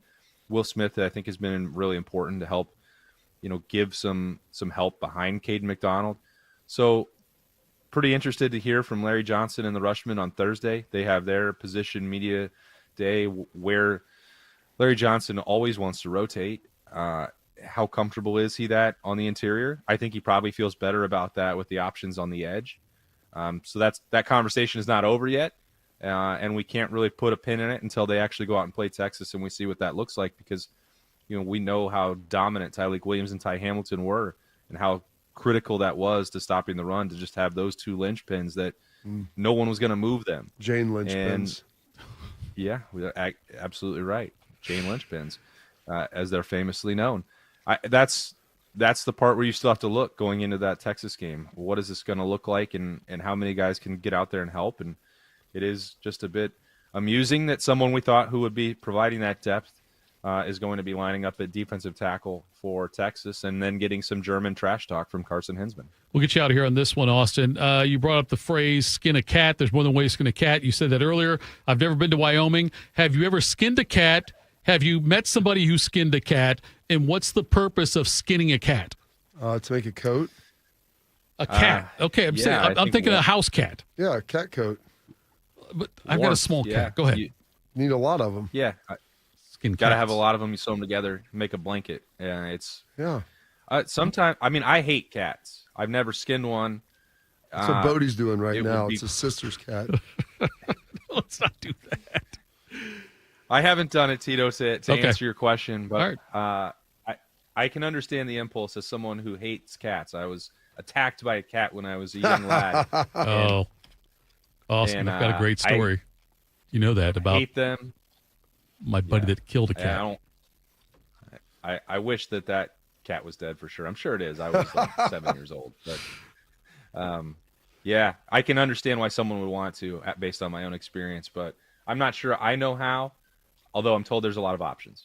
Okay, there we go. And thank God Rothman doesn't watch the show. We'd hear from him. Austin, thanks for the time, buddy, and we will talk again next week.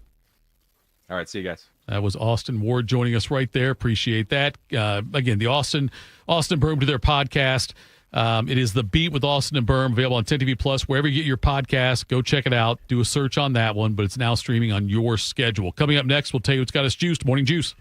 Hey, Buckeye fans. As the official wing sponsor of Ohio State Athletics, Roosters is kicking off an incredible giveaway you won't want to miss. This football season, we're giving away 12 ultimate Buckeye experiences. 3 drawings, 12 winners, with prizes including tickets, sideline passes, and 3 trips to a Buckeye first-round postseason game. Go to roosterswings.com to register and see all the details. 3 drawings, 12 amazing prizes. Register today and every day. Roosters, a fun, casual joint. You know what hope is? Hope is action. Carving a path forward, even when it's hard. And kids who still know how to dream. They're the best pathfinders of all. So at Child Fund, hope means helping millions of children living in poverty worldwide to grow up healthy, educated, skilled, and so all those good things can come true for them. Safe. And that means safe at home, safe at school, and safe online. Hope means walking this path together. All of us. Because when we work together, we can do so much more. That's right. Hope includes you. Child Fund, because we need each other. To learn how Child Fund works with children in 23 countries to help them achieve their full potential, visit childfund.org. That's childfund.org. Hey guys, 13-year NFL veteran and Super Bowl champion Jason McCourty here, and I'm an innovation ambassador at FAIR, Food Allergy and Research Education. I would say the most challenging thing as a parent of a kid who has a food allergy is probably the ignorance that I myself had in the beginning. I didn't know what anaphylactic shock was. I didn't know the dangers, let alone the things that she needed to be able to have a normal life. When you go to drop your kid off, and every single time in the beginning, we'd have to go through everything she was allergic to. Preparation is everything. And me, for playing football for 13 years, it was all throughout the course of the week. It's getting ready for game day.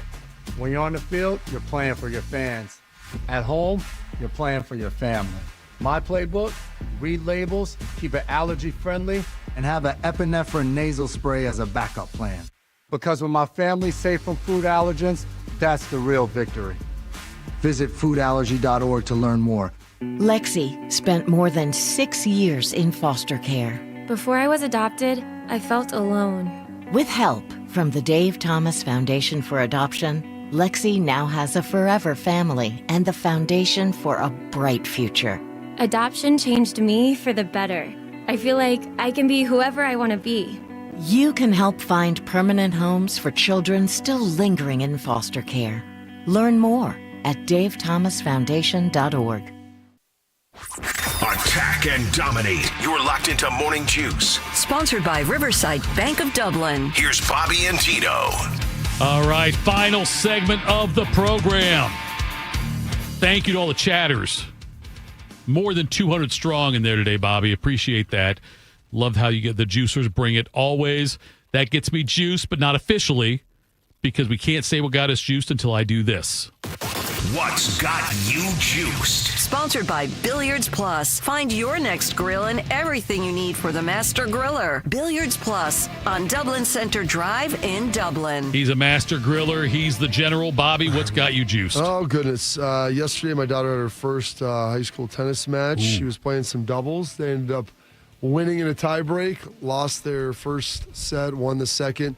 Double folded a lot of games away. I think 3 or 4 of them. Yeah, but they did a good job on break, and it was fun to watch them. It was hot, very hot on that concrete over there at Arlington. Had practice after that. Cooled down significantly around 6:30. Wasn't too bad, but man, it was really hot earlier in the day, especially on that blacktop. The concrete was not feeling all that good. And today is the first day of school for 3 of my 4. My oldest son, the high school, if you're not entering into school for the first time, they don't have to go until tomorrow. So he is taking his driving test, which you do all online now, Thitoff. Your class. All online? Your classes. Oh, that's weak. It is weak. It's no wonder why people are so terrible drivers. I'm sitting there doing XM yesterday, watching him go through this. Yeah. There's like 10 little modules you've got to go through. And like, buddy, you got to get this done before you can take your hours with the instructor. You know, we need to get on that as soon as possible, just because when you get school, it gets busy. So let's try to bang out as much of this as we can. They have limits to how much you can do every 24 hours as well.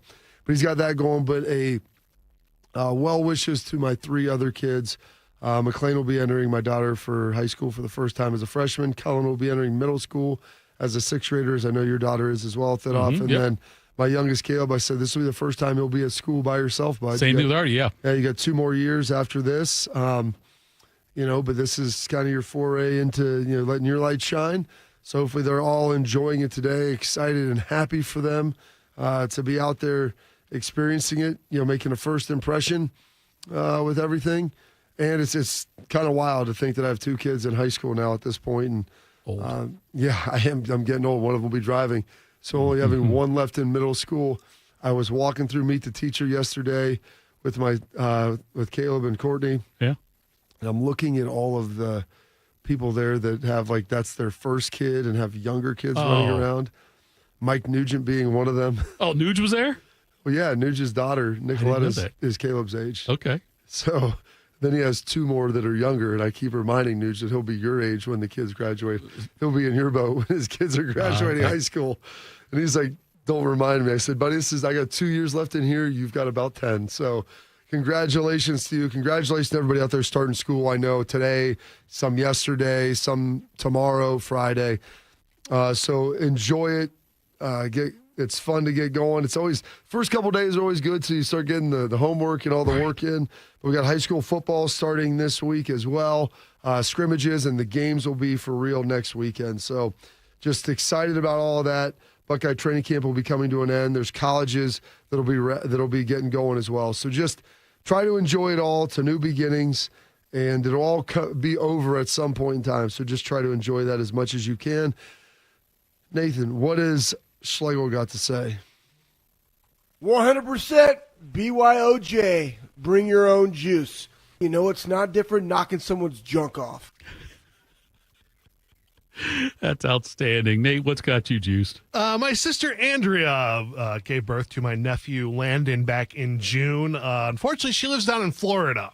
So I've not actually been able to meet the baby in the last couple months. Haven't, got to give her time to recover. Sure. Haven't been able to get down to Florida with the summer and everything going on.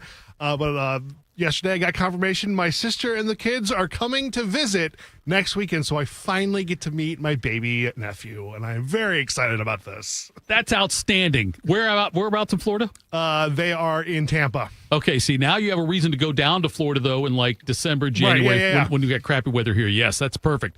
We have a listener, a chatter, TE13's his name, in the chat that also, a month ago, I think it was, he said now, a month ago is when his wife gave birth. He was listening to us there at the hospital. Appreciate that. Bob, and I said you're old because you got, still obviously you look around, see the parents are younger. You can hold my beer on that one, because when I go to meet the teacher night or when I go to parent-teacher conferences or school events, people believe I am Arthur's grandfather because I am that old when it comes to those things. So I can certainly understand how you feel going through that. Yeah, first day of school. I don't think Columbus goes for like 2 more weeks, Bob. I think they've got like 2 weeks before they start up. They usually start later than everybody else. But, I'm juiced for the kids. Charlotte's first day of middle school. Kind of nervous about that, although I've had other kids go through middle school, so I've already been through that whole experience of it. But still, Charlotte, it's hard for me to believe she's going into the 6th grade now. Already in like with Caleb, first time. Now he's going to be, going to the school by himself in that one area. Yeah. He's always had Charlotte there, so it'll be interesting to see how that all plays out. I'm juiced about, the fact that we are inching ever so closer. 17 days to Ohio State, Texas. I love doing this show as we get closer to the start of the season, and everyone getting excited about Ohio State football. Talking to Austin Ward, talking to you because I know you've got your presence out there, and you can see a lot of things that are going on. And I can't wait for that first week of college football and how many great games there are going to be. I saw this, Bobby, and I'm curious. ESPN did something that had to be a month ago or so about college football records that will never be. They don't think they're most unbreakable. Most consecutive wins for a college football team is Oklahoma with 47 straight wins. That will never happen again, right? I don't think so. Among college football, I mean, okay. you'd have to win 47. That's 3 You would have years. to win 3 years of national championships. Right, undefeated. And that's, Barry Sanders averaging 238.9 yards per game in 1988. Yeah, I don't think that's going to happen. Florida State, 14 straight seasons in the top 5 at the end of the season. What was it? 14 straight seasons, top 5 in the last poll. I think you could potentially see that again. Oklahoma, 472.4 rushing yards per game in 1971. I don't know about that. I don't think that'll happen. This will never happen. John Reeves threw 9 interceptions a game for Florida against Auburn in 1969. I don't think they'll let a quarterback throw 9. They'll probably pull him before that. Yes, I would think that. Derek Thomas, 27 sacks for Alabama in 1988. I don't. There's more games now than ever. And more passing. And more passing, so you would have a chance, but no one holds the ball quite like that. Yeah. That would be really tough, but I think that there's potential to see that because you could be playing 15 games. Antonio Perkins returning 3 punts for a touchdown for Oklahoma in a game against UCLA. That'd be tough, but there's possibility for that. A lot of fair catches now. There are, but there's still like the potential for it within a game. Marcus Allen running for more than 200 yards in 5 straight games in 1981. Yeah. I could see that one. I would say that's the most likely. Patrick Mahomes, 819 total yards, 734 passing yards and 5 touchdowns, 85 yards rushing and 2 touchdowns in a 66-59 loss for Texas Tech against Baker Mayfield in Oklahoma in 2016. There was overtimes in that, though, correct? There are, but you can't get that many more yards, though. You can get some, yeah. You used to be able to get 25. Now Right. you can only get 2 because it's right, the conversion it's after stuff, yeah. 2, it's a 2 points. So that'll be tough to break.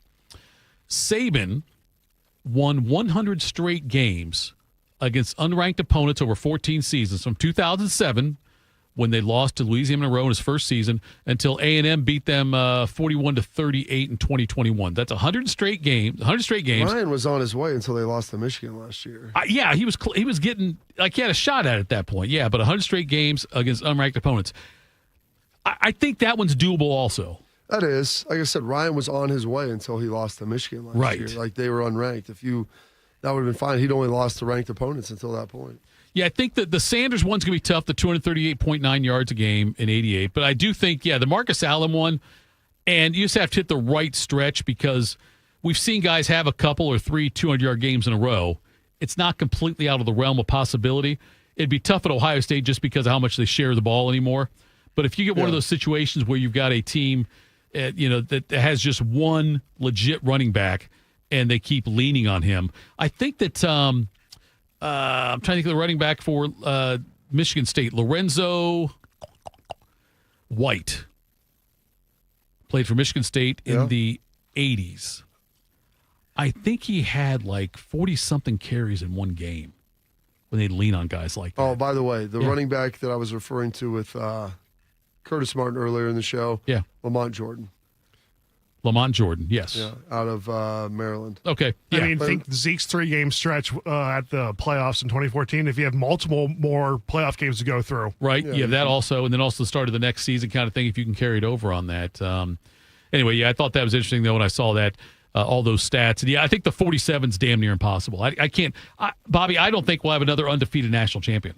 I think there's a real possibility of that. Yeah, I don't. I mean, Miami had a pretty long run from 99 when they lost to like Washington or someone like week 2, ran the rest of the table, ran the table in 2001, and then didn't lose to us till the final game in 2002. Right. Like it's about as good as you're going to get. I think so anymore with the transfer portal and with the conferences now are different than they were back then. You have to win. I mean, you're winning conference championship games. You're winning 3 or 4 playoff games. It's a lot. Yeah, it's not just the one game with the BCS or 2 games with the 4-team CFP. But, I think those will be interesting. The Perkins thing, 3 punts for TDs, I don't think anybody's going to do that because I think after you return, if somebody returns 1 or 2 on you, I think you're kicking away from him completely or you're out of the game anyway and you're not going to care. But, I think that one's going to be tough. The Mahomes 819, I'd forgotten about that one. That's an amazing game to have 819 total yards with the 734 passing and 5 touchdowns. But that's Big 12 football for you. Back when they played when Oklahoma was still as part of the Big 12, along with Texas Tech in that one. So, all right. Thank you to all the juicers for joining us there in the chat. We appreciate that. Thank you, Nate. Thank you, Bobby. Thank you, Austin Ward, for being here as well with us. Make sure you tune in tomorrow. Bodie's back. It will be Morning Juice on a Thursday. Delaware County Veterans Services, here for those who served. Located on the ground floor of the historic courthouse in downtown Delaware, our team of veteran county veteran service officers is ready to help you access VA benefits, emergency financial assistance, dental and medical grants, transportation, and more. Need a ride to a VA appointment? Facing a financial emergency? Are you or your spouse simply looking for answers? Then give Delaware County Veterans Services a call. 740-833-2010 to schedule an appointment. Delaware County Veterans Services. 2 years ago, Bobby Carpenter completed treatments for knee pain at QC Kinetics. So we're checking in with the former college and pro football player to see how he's doing. I've been asked a lot, like, how long does this last? How long does it work? I go, I've had mine for a couple years, and everything feels very good. It feels just as good as it did when I started to turn the corner. Bobby's an active husband, dad, and business owner. That's why 2 years ago, he heard about QC Kinetics, the nation's leader in regenerative treatments, and he knew he could trust them for his chronic knee pain. And thankfully, with QC Kinetics, I was able to go through this, and my activities are the same as it was. I'm able to coach my kids in sports. I can play golf. I can go run. QC Kinetics patients like Bobby don't miss a beat. No surgery or rehab, just freedom from debilitating joint pain. Ready for lasting relief from joint pain? Call QC Kinetics today for your complimentary consultation and see if you're a good candidate. Call QC Kinetics, 380-208-4544. That's 380-208-4544. 380-208-4544. I'm Shanola Hampton. Every day, millions of people face hunger. Today, I will share with you some of their experiences. I'm stuck between paying for medications or paying for food. John from Maine. After paying my bills, I can buy groceries. It's sad to say, food comes last. Alice from Oregon. I thought pantries were for less fortunate people, but anybody could be less fortunate in a day or even a second. Claire from Virginia. The Feeding America network of food banks helps provide over 6 billion meals to people in need each year. No one should have to worry where their next meal will come from. Together, we can end hunger. Learn more at feedingamerica.org.